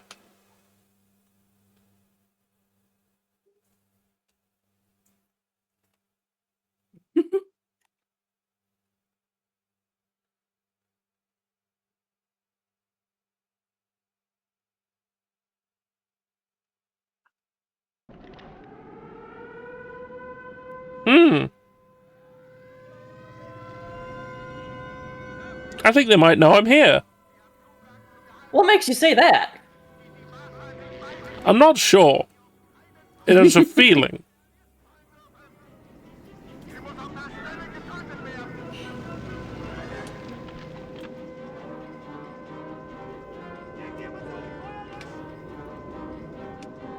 Ooh. Still hand grenade.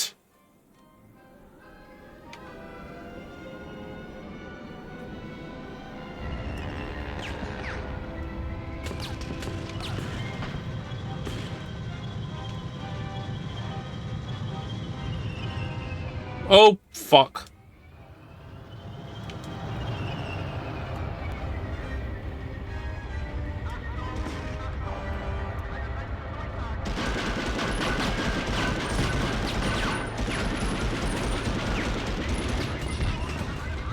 Yeah, I'm gonna leave there. I don't want to get blown up.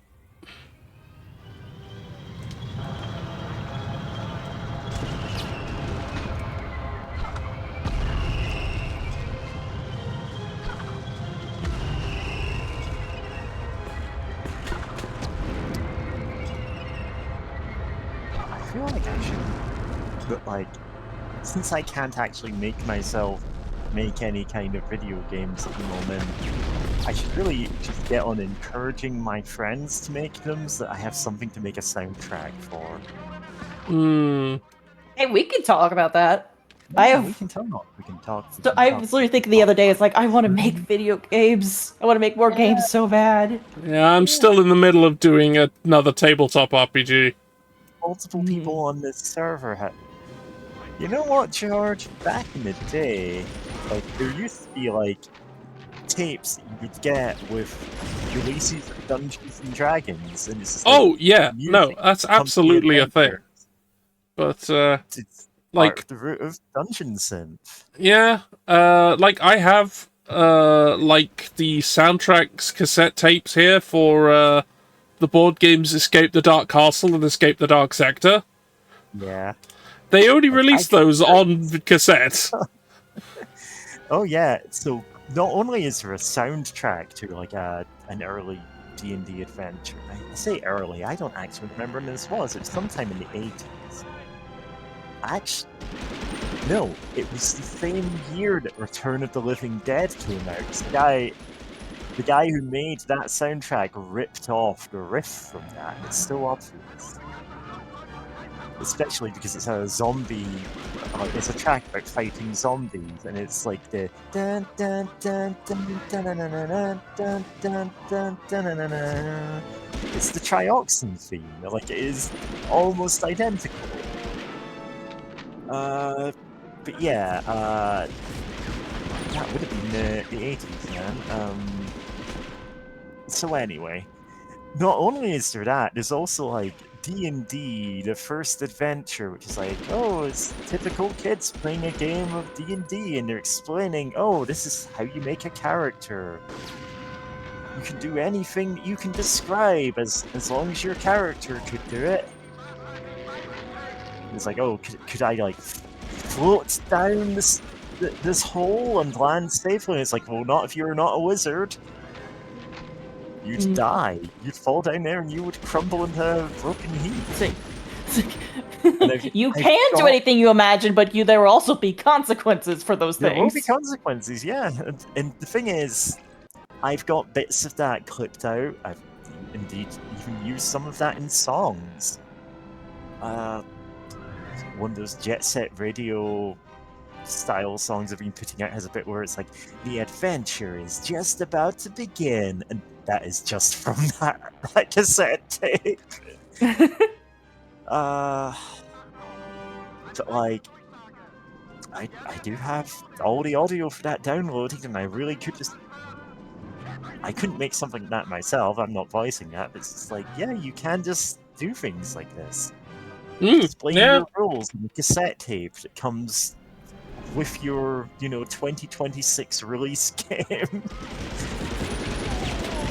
Well, I Or might different get back to you on that once I start doing the setting book I'm gonna make. Oh yeah. Because what I'm doing right now, Your like, set, the point I can is do it's kind of a generic rule set. Yeah. Something that anybody could fork into a different system if they wanted. I like when systems do that. It's Uh, like, here's a broad rule set, and then here's a more specific, like, setting thing that you can do. yeah. Like, I want to have, like... I'm trying to... Right now, I think I'm just waiting on some feedback from CA at the moment. Because I think she's going through it in a sort of statistical manner. Yeah. Mm. And we'll see helpful. if what I've done is... Because I literally just did it and went, this is there, so it's on paper, and now I can fix it later. Because, you gotta write it before you can make it good. Mm-hmm. Very true. Very true. Writing is rewriting.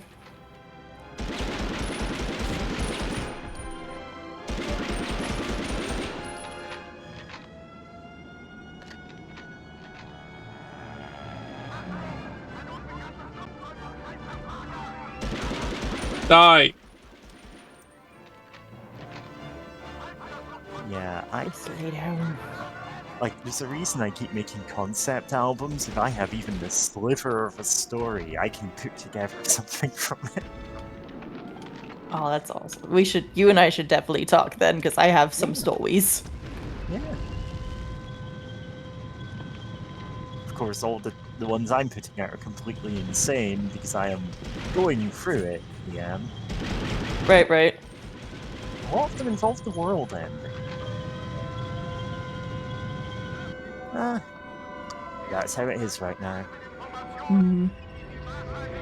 I hear a tank, but I don't know where it is. Oh, there it is! Like, Fuck! this is always an open offer to anyone on any server that I'm on. You can't just ping me and go, hey, would you be interested in this? And I probably would be. Awesome.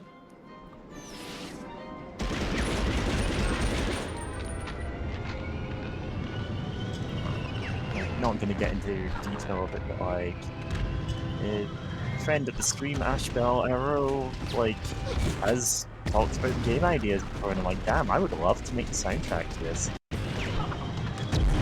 Yeah, let's definitely talk more off stream about some game ideas. Yeah.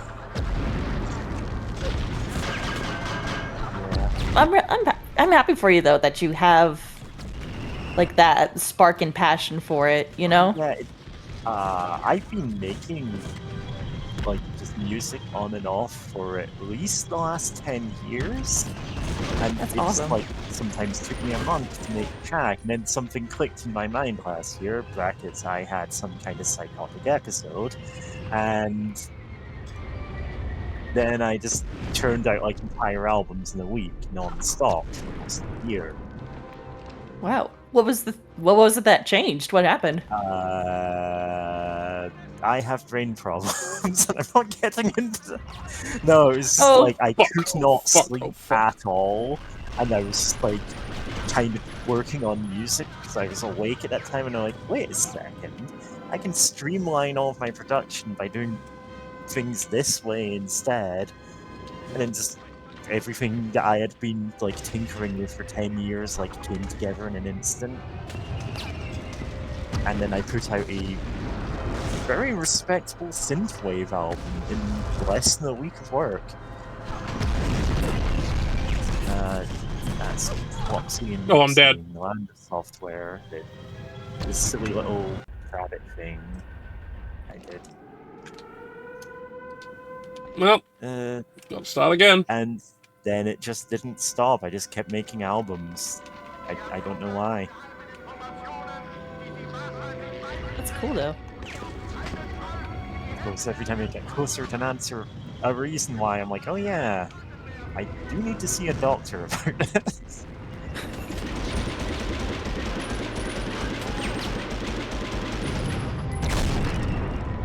Christ! It is obviously, like, we're all going through it right now. There's a lot of stuff going on in the world right now that is either making it so people can't think about creative projects or putting them into some kind of weird overdrive where they can't do anything else. And I got the latter. Oh man. I know this is probably a grass is greener on the other side situation, but I wish that were me. Yeah, it really is. Like, I wish I could sleep more than 4 hours a night. I see. Yeah. And I completely get that people are going, wow, I'm jealous of that, because everybody has their own skills. Like, I try not to be jealous of, like, people who are really good at focusing down and, like, writing something. I love writing, but I do not have the attention span for it. It's hard. It's genuinely a skill. I love working on art, but I know I'm not as talented and, you know, experienced in that as some people. I make okay art. I do all of my own album covers. But that's, you know, everybody has their own skill set, and it's one of those things that is like, wow, I'm really happy that I have friends who have all these things, rather than I'm jealous of them. Unfortunately, my thing, like, became, can churn out an album's worth of music in a couple of days because she doesn't sleep, so, yeah. Oh, for the heady days where I could write a book in a week. Yeah, I have a lot of pot boilers, like, parts of books that are like, wow, this could turn into a whole novel series if I had the attention span to finish it. But they're not at the point I could show anyone them because they're not finished. They're not, like, cohesive enough for me to go, okay, here's half of a book, because it's not half of a book, it's, here's chapter 3, chapter 7, chapter 29. I know roughly where the book is going, I've not got enough of it. Sometimes I do sit down and write a whole chapter or something, and there's 4 or 5 of these going on at any time. It's pretty much only one that I ever expect to be finished, and that's like, that's a whole other thing. The point is, one that I just don't talk to. Like, I don't talk about to other people because I'm like, that either gets finished or it doesn't. Yeah. Yeah. It's something that would only make sense as a finished book, so I don't even bother talking about it. Whereas other ones, I can just throw around, here's a character idea for a story that would not make sense in any other setting, so I can't reuse them. Hooray! Fun times. But predictably, all of the ideas I have for stories right now are, oh yeah, I'm getting 3 chapters into this and realizing it's a metaphor for how I'm viewing late-stage capitalism. It keeps happening. Sounds right. Yeah.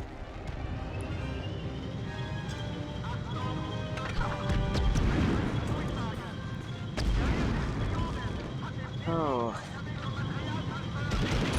I think that's what a lot of stories, games, everything in the next couple of years is going to be. And then hopefully we have, wow, wasn't late-stage capitalism terrible? It's great, we live under socialism kind of stories. Like, you know, fingers crossed. Yeah. Unfortunately, we are living through interesting times. We sure are. What was that? So Lord of the Rings quote, I wish it had not happened in my time, but it did. Yeah, sorry. I feel like I'm bringing down the mood here. No, you're not. You're not. You're fine. You're Even though we've fine. been, like, talking about bad movies for half this stream. It's fine. Finally, a general universal role-playing system, says Panda Pibble. Oh no, we've reinvented GURPS. Oh no. Yeah, No, but the difference is what I'm working on is good. Yeah. It's good universal role-playing system. GURPS. Oops. Oh. Burning down that tree. Yeah. Listen, there's a reason why the role-playing game system that I really do need to, you know, collaborate more with Kitty Cat Herder on, because she has some great ideas for it. But, like, that system is conveying a very specific type of game. It's the kind of thing where player characters just get absolutely mulched whenever it's funny to kill them off basically at random. It's the kind of thing you after the game you're just laughing about how much of a meat grinder every mission you're on has become. It's just complete hot and cold running nonsense, and sometimes that's fine to have in a game. Like, look at Paranoia. Yeah, for sure. Paranoia. Paranoia, it's what they call a zap game of Paranoia, where Paranoia's so good. the death count of player characters is expected to be higher than the amount of actual players there are. Like, every player will die at least once, if not more. And that's fine. You can build a game around it. You could. And they did. And it was called Paranoia.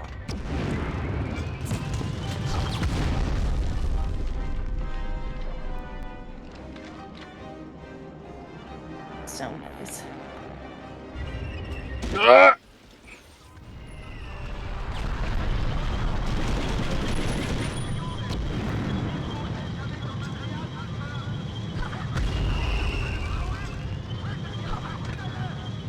Like, there's room in this world for all kinds of RPGs and all kinds of games in general, and the world is richer for it. It's just sometimes you have a game in which the games master is encouraged to kill off all of the players and then die. And yeah, this is the kind of game where the games master will probably die at some point. Right. Whoa! I do like games that give you like a wild premise kind of from the get-go, or like with a weird guarantees, like, yes, your character will die. I mean, the concept album that this game is loosely based on is called The Mission to Execute God, and it's about, like, a team of the worst people on Earth, like, being funneled into a rocket ship, blasted into space and told, okay, kill God or die trying. And, you know, that's the kind of tone that the game has, or will have if we ever make it. It's just meant to be like, it's basically meant to be the cruelty squad of roleplaying.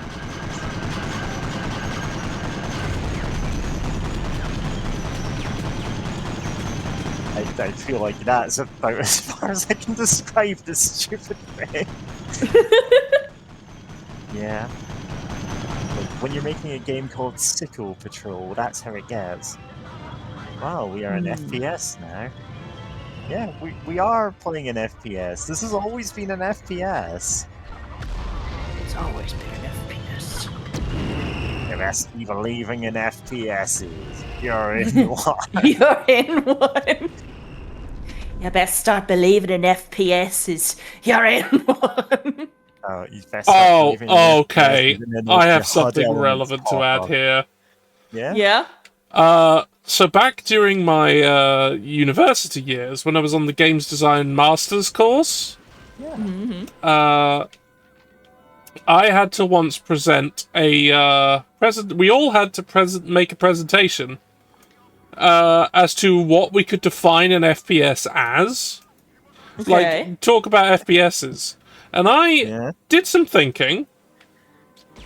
And, like, okay, I'm trying to narrow down precisely what one is. Like, as a solid definition.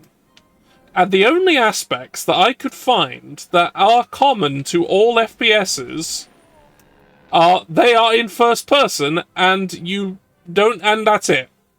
Yeah. You don't even necessarily need to shoot anyone or anything. Correct? So, I made a presentation about how the FPS doesn't exist. Mm-hmm.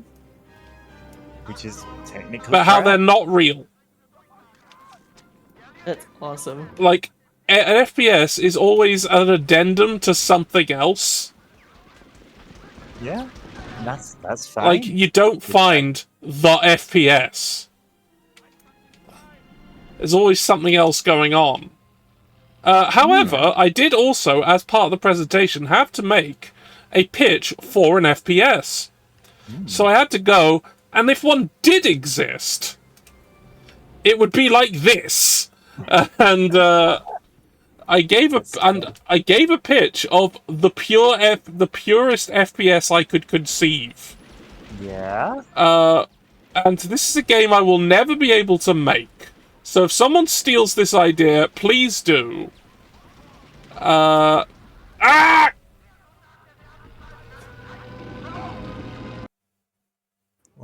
George died before he could divulge the secret of the pure FPS. Yeah, I guess that's We'll it. never No one know. will ever know. I have to do this mission again.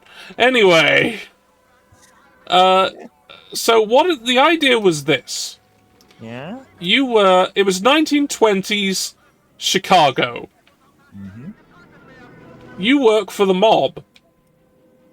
Cool. Aliens have invaded. Oh, Cool. hell yeah. Save. You start the game with dual Tommy guns. Hell yeah. Throughout the game, you will find more weapons. You will attach them to your current weapons. Mm-hmm. So there is no decision-making on what weapon you use at any given time. There are no tactics. There are no decisions. It is extremely linear. You go forward and unleash literally your entire arsenal. You're just firing non-stop, advancing in a straight line. Yes! Because you can't have cover shooting, you can't No. have strafing, you can't Nope. have... Oh. Yeah. Yeah, so I came up with this, and I think genuinely it would be fun. It would be extremely funny, like, as an art piece, basically. What if it was only an FPS and nothing else? You are in first person, you are shooting, you cannot And that's move, what that's it. it's on That's what it rails is. non-stop. Or alternatively, you're standing perfectly still and the aliens are coming to you, because it's not even on rails. I mean, could go kind of Time Crisis style, I suppose. Yeah. But, like, I'm just imagining, like, Time Crisis, but perfectly linear corridor.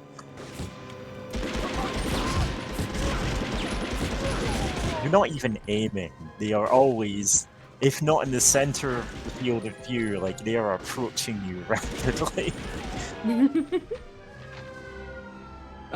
Yeah, so that was my pitch, and the lecturer in question said it was interesting. Yeah, with that it is emphasis. interesting. Basically, this was, however, that guy was a shit, and that guy I disrespected enormously, and basically I didn't care what he thought. Yeah. Nice. Because I'm back on my errand. Like he was Welcome one of the he was the kind of guy who tried to make papers on like how horror games should be banned because they could make children die. Oh. What? Oh, you know why he was there? You know why he was still there and still the head of games design? Yeah, tenure. Ah. Oh boy. And he was a racist, and he was sexist, and he had stupid ideas about game design, and he was an ardent creationist.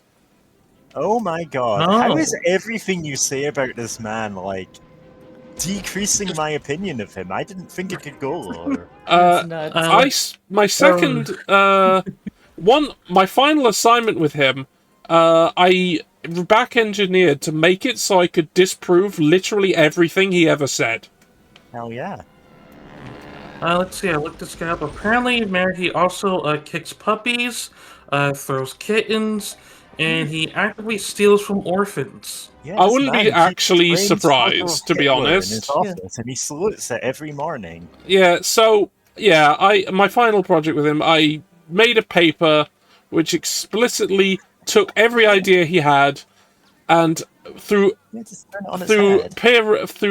referencing and review and research disproved everything he'd ever taught us. And he was the one marking it. Amazing. And the best thing, I passed. Hell yeah. Hell yeah. I mean, it was a really low pass because we take those. He was never gonna mark it well. Yeah, but he had to give you the pass. He had to give me the pass because everything I did was correct. I just imagine, like, he has rage-filled tears in his eyes grading your paper. Oh, I didn't. Yeah, that's what I hope. Like, God. he's been there mad, crying, and like, it's just he has the pass. Spitting blood. That's what I want. Breaking every pencil he holds in his hand. I know that you haven't played Anthology of the Killer, but I could imagine the pure FPS being like a topic discussed in one of those games. Like, that's the kind of philosophy that those games get into.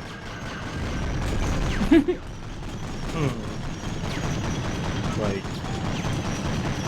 but die! I could imagine that being like an art piece by itself, or part of a larger game where it's like you found the only FPS in existence, and that's all it is.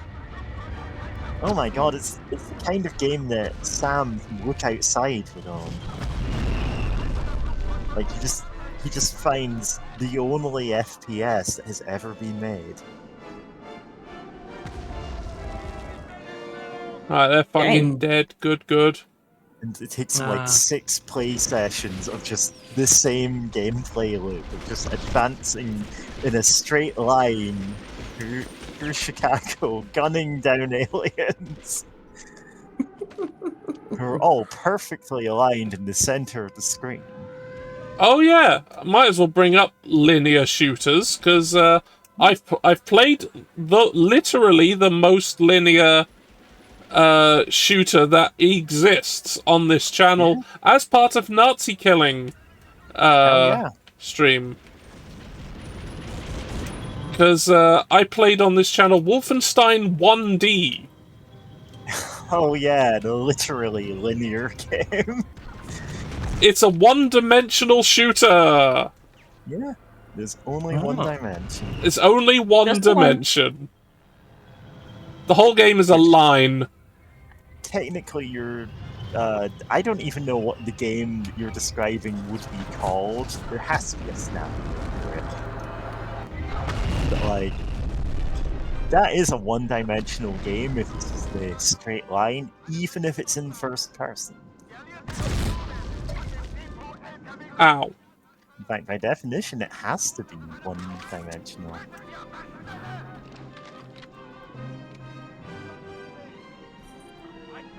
Mm-hmm.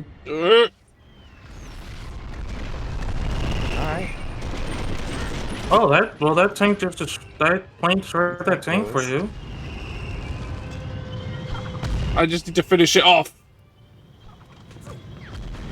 I mean, you can leave it until you kill the guy shooting at you, because it doesn't have a gun on it anymore. Yeah, it's done.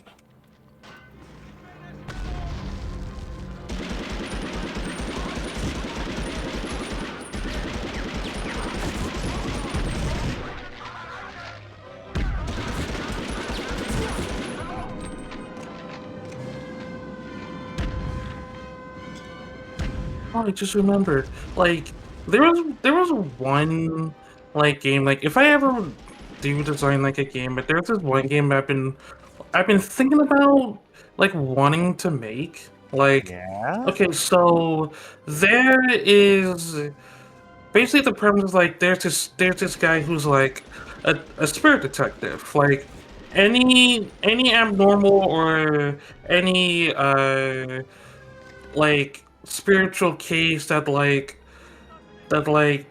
they couldn't solve, they call him to solve it. And like you get like he examines the room. Like it's basically like the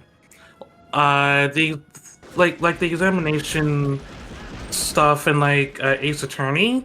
Like Yeah. that's actually like you just scan the room, see what happens, and like you get like different tools, like different case. Like uh because he also has like spirit powers, and like it depends on like with every case he gets like a new power added. So first case he just scans the room and like see like what happened where, what happened there, and then like next case is like a different power and just evolves. And it's an idea that I've been thinking about like in my head, because like before it started, I was like, what if it's just like an idea for like an anime? Then it becomes like, what if it's like an idea for a show? And like the main character himself, he has like a reason he has these powers, and the reason like he's so like kind of aloof, but like not like he's a jerk. He just has trauma, basically. He's Oh. aloof because of trauma. uh Oh, great job, George. But yeah, I always kind of like that idea of like spirit detectives. I always want to make my own Ooh. thing based on that. Nice. Tanks were a cornerstone of the Nazi Blitzkrieg attack strategy. Though armored fighting vehicles were developed on all sides, it was General Einstein. That sounds cool. Yeah. I even have like a design for him in my head that I haven't drawn. Other generals, such as Rommel, used the destructive power of these multi-ton armor-plated Goliaths to put Germany far ahead of the Allies in the early days of the war. Oh, it would have been so funny if that tipped over. That would have been very funny. A lot of the Nazi Wunderwaffens, super weapons, did just tip over, or they built tanks that were too big and too heavy to go over the bridges surrounding the factories, thus permanently trapping them on a small island, or, they just plain didn't work. Anyway, this time I am a disarmer. Or speculate on this could have changed the war, but like, nah. The fact is, the Nazis were kind of idiots in a lot of ways. Yeah, it might have changed the war if they didn't try to make it. Imagine but they did. Like, and that was stupid. The super, super heavy tank, again, they literally could not leave the city block in which it was built. Yeah. Because the roads would just cave in. Yeah. They only made 1.5 of those. Yeah. It was literally, they were gonna, if we ever have to defend der Fuhrer, we'll wheel this out in front of his bunker. And it's like, no. By the time it got to that, it's like, hey man, we are not getting in that death trap. We surrender.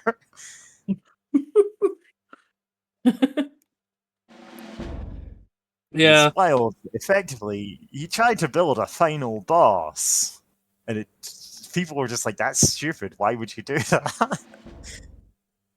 It was never practical. None of these were. No. Like, eventually, some of the technology used in them did end up used in, for example, the space program. For more information, Google Operation Paperclip. This is like Google Sonic inflation or something. No, this is me just saying. No, this is a thing. Operation Paperclip. If you don't know about it. If you don't know about that, do it. The Americans did pardon a lot of Nazi scientists for actual war crimes to get ahead in the space race. And this is not a conspiracy. This is just a thing. This is just out in the open. This is just they did it. It's there. Yeah. They said they did it. France, a travel guide for lovers.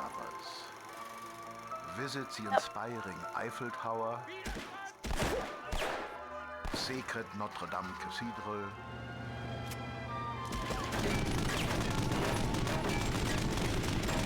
quaint villages,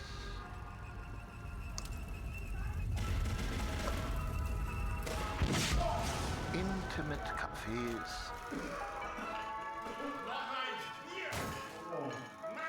romantic surroundings, and the utmost hospitality Europe has to offer.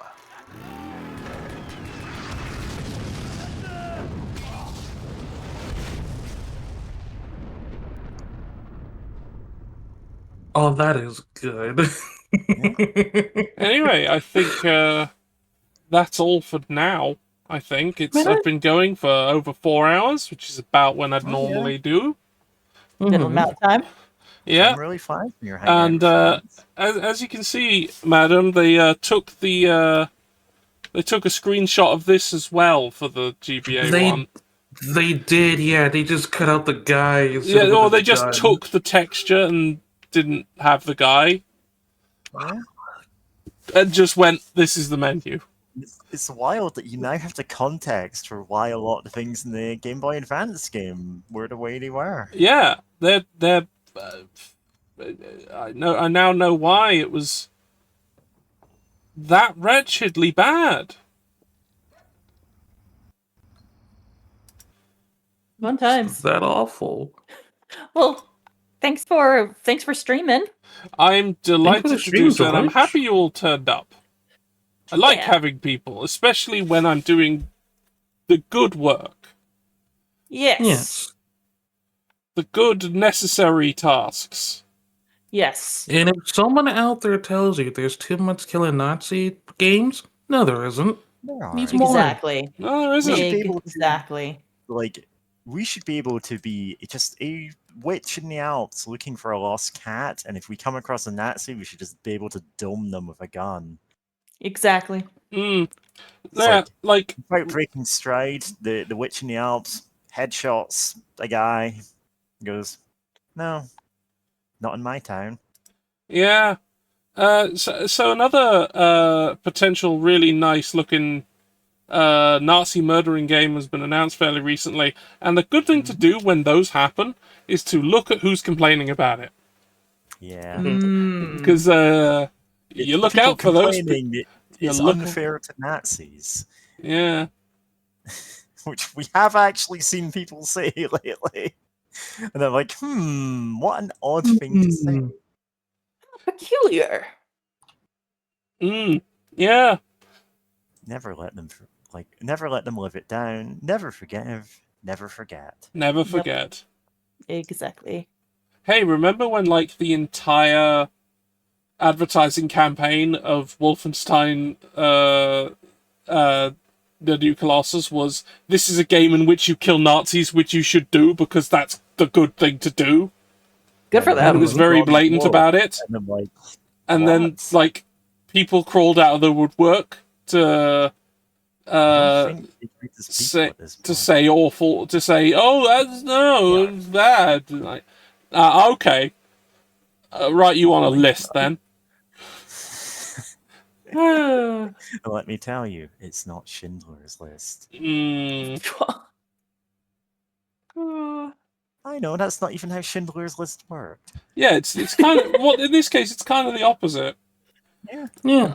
Reverse Schindler's List. Yeah. That's just Death Note. Reverse Schindler's List.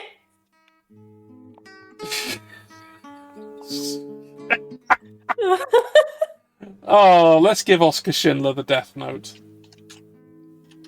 Yes. And I think that's probably going to end up being our raid message now that I think about it.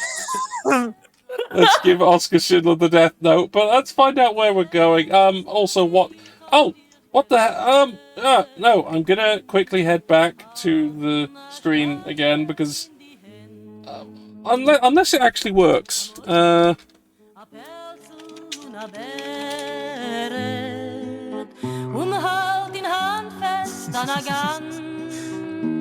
love that Panda Fibble has like combined two of the stupid things we've said. What if there's a witch in the Alps just advancing in a straight line, headshotting Nazis effortlessly? That'd be incredible. Did that even work? No. I'm going to try and see if it works here. You fire back at her, but it doesn't work because she's a witch. It's true. Wow, fuck. Shit. Fly off in other directions. Well, okay, shoutouts aren't fucking working, even though they were working earlier. I don't know. That's okay. I was going to... Okay, but before... since I can't do that, what you're doing in the future... I know it is unlikely that, Mary, you are going to do any form of stream content in the near future, but you might turn up here and there. Yeah. Possibly gonna turn up on Dark Wizard James Mason's stream tomorrow, I don't know. Possibly gonna turn up on whenever Zoe streams, because she's been doing a lot of Pokemon stuff. It's false. More likely, No just way. gonna be No. dropping Pure a Vaporwave album in the It's next false. few days. It never happened. Nice. No way. Wrong. And for those who might want to get in on that sort of shit now, it's Bandcamp Friday. Yeah. Give more of the money you give directly to Mary. Yeah, Yes. if anyone is interested. But, like, you know, all of my music de facto is free and public domain. True. Like, I don't care. If you don't give me any money, you can just use it in anything. I don't care. I don't even specify, oh, you can use it in anything except, like, this. No, you just, thing. like, whatever. Because I figure people would just steal and use it anyway. Who cares? Mm-hmm. Then we've got, next in line, we've got madameuniverse. What's going on? But I'm gonna stream something tomorrow. Cool. So that's not too big, but like I don't know. Maybe either I could do like my PlayStation 1 stream I planned last week but couldn't do, but I'm trying. I'll do it tomorrow. Maybe I don't know. Maybe. But yeah. Good luck with that. Yes, what's happening? I literally just a few hours ago finally got a working GPU for my computer. So I'm planning to do a very casual test stream on Monday at a to-be-determined time. Cool. And at some point, we gotta do more Pokemon. 1000% yes, please. Because that's great. It's so good. That was I great. already miss our little Pokemons. We got Slashfic. Slashfic the Rattata. Slicers. Yeah. Slicers is also a Rattata. Yeah. Butterfree, but it's a Beedrill. Yeah. Or no, it's a Weedle. It's a It hasn't Weedle. evolved yet. I cannot wait for more of that. That was a great stream. was so Facilitated by the fact it was a great ROM hack. Yeah. We gotta save the VOD for that. I did. Okay, good. What did we end up naming the actual Butterfree? Penis. Oh, that's right, because it finally let us. Because the we game set made off the joke. The Yeah. Zardoz thing, yeah. Yeah. Oh, so many Hard good it things. tracks. Oh, and Charmy the Charmander. Charmy the Charmander, yeah. Named after the bee that everyone loves. Yeah, everyone's favorite Sonic character, right? Yeah, everyone loves Charmy. Everyone. God, I don't even think the UK Sonic comic made Charmy interesting. They managed to do magic with a lot of characters, but not him. I learned some interesting lore about Charmy from an Archie Charmy earlier today. Archie Charmy. Yeah, go ahead. I know the one. I don't remember all of it because it was like a lot of information to process, but like apparently him and his wife survived a massacre from Eggman. Charmy? Yeah. I thought Charmy was like 6. He has a wife? I thought so too, but then I remembered it's Archie Sonic, so everybody's aged up in Archie, basically. Even I if they're learned a not whole- on paper, that's just, you have to make that assumption. But that's not the wildest thing I learned about Archie Sonic. Apparently, in one thing in Archie it was like Knuckles was going through like his parents divorcing and his mom was dating another person And she had another kid? I no, I mean I don't think it went that far. It was like they talk about Knuckles goes to his dinner to tell his mom something important, and the mom interrupts Knuckles and said, "I'm having an affair, and this is my boyfriend." And Knuckles is trying to process his parents divorcing. Oh damn! Yeah. Okay, so I don't fucking know shit about the Archie continuity, but aren't all the echidnas fucking dead? Oh no! Isn't that in the Archie comics at least? Aren't they all dead? There's a whole like civilization of them out there in Something another like that, dimension yeah. or something. Yeah, they're all in Carpenter's basement. Okay. Pretty sure it's an Archie introducing comic. more of them, and then retconned. Actually, all of them are alive somewhere out there, which was a wild thing to do. But there's a logic behind it, which is he wasn't allowed to do anything that like absolutely rocked the boat with Sonic or Tails because they were like Sega would have complained about them, but Knuckles wasn't like one of the title characters. Wow. So he was able to just make up more and more Knuckles lore, and he turned him into a cross between Superman and Jesus. And also made him green for some reason. What? It's Ken Penders, man. Forget it. Yeah, okay, fair enough. I'm gonna blot all of this out of my memory anyway. Okay. Yeah, now I'm gonna head. We're gonna go back to the end screen again. And let's have a looky-loo at who is around. Although if anyone has any suggestions, that is fine too. We've got Demon Werewolves playing Yeez 9. Pank's doing the Baldur's Gate 3 big collab thing. Yeah. That's so raid. Which one are we thinking? I usually go to Pank because there's a lot of people there, and I like to support all of the people. Thanks. Always a good raid target. Yeah. Anyway, we have a message for once. We don't have to think about it. Yeah. Do I have a face for this that's immediately the right one for this?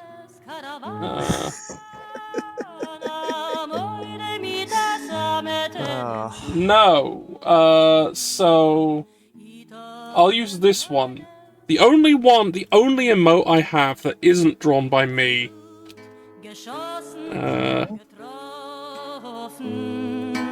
I'm genuinely surprised nobody's using cat that looks at gay people as one of their emotes, but like I guess it's harder to clear that with illegal because it is just an anime screen cap. Yeah. I'm surprised nobody's tried it yet, because it is, for some reason, the connecting thread between multiple servers now. Oh, here we go. We've got We Should Give Oscar Schindler a Death Note. Yes. Yes. You should. That's pretty good. So go greet Pank. If you don't have my emotes, subscribe. I'll know. Anyway, we're going shortly. Subscribe to you. Alright. Leave. Leave this place.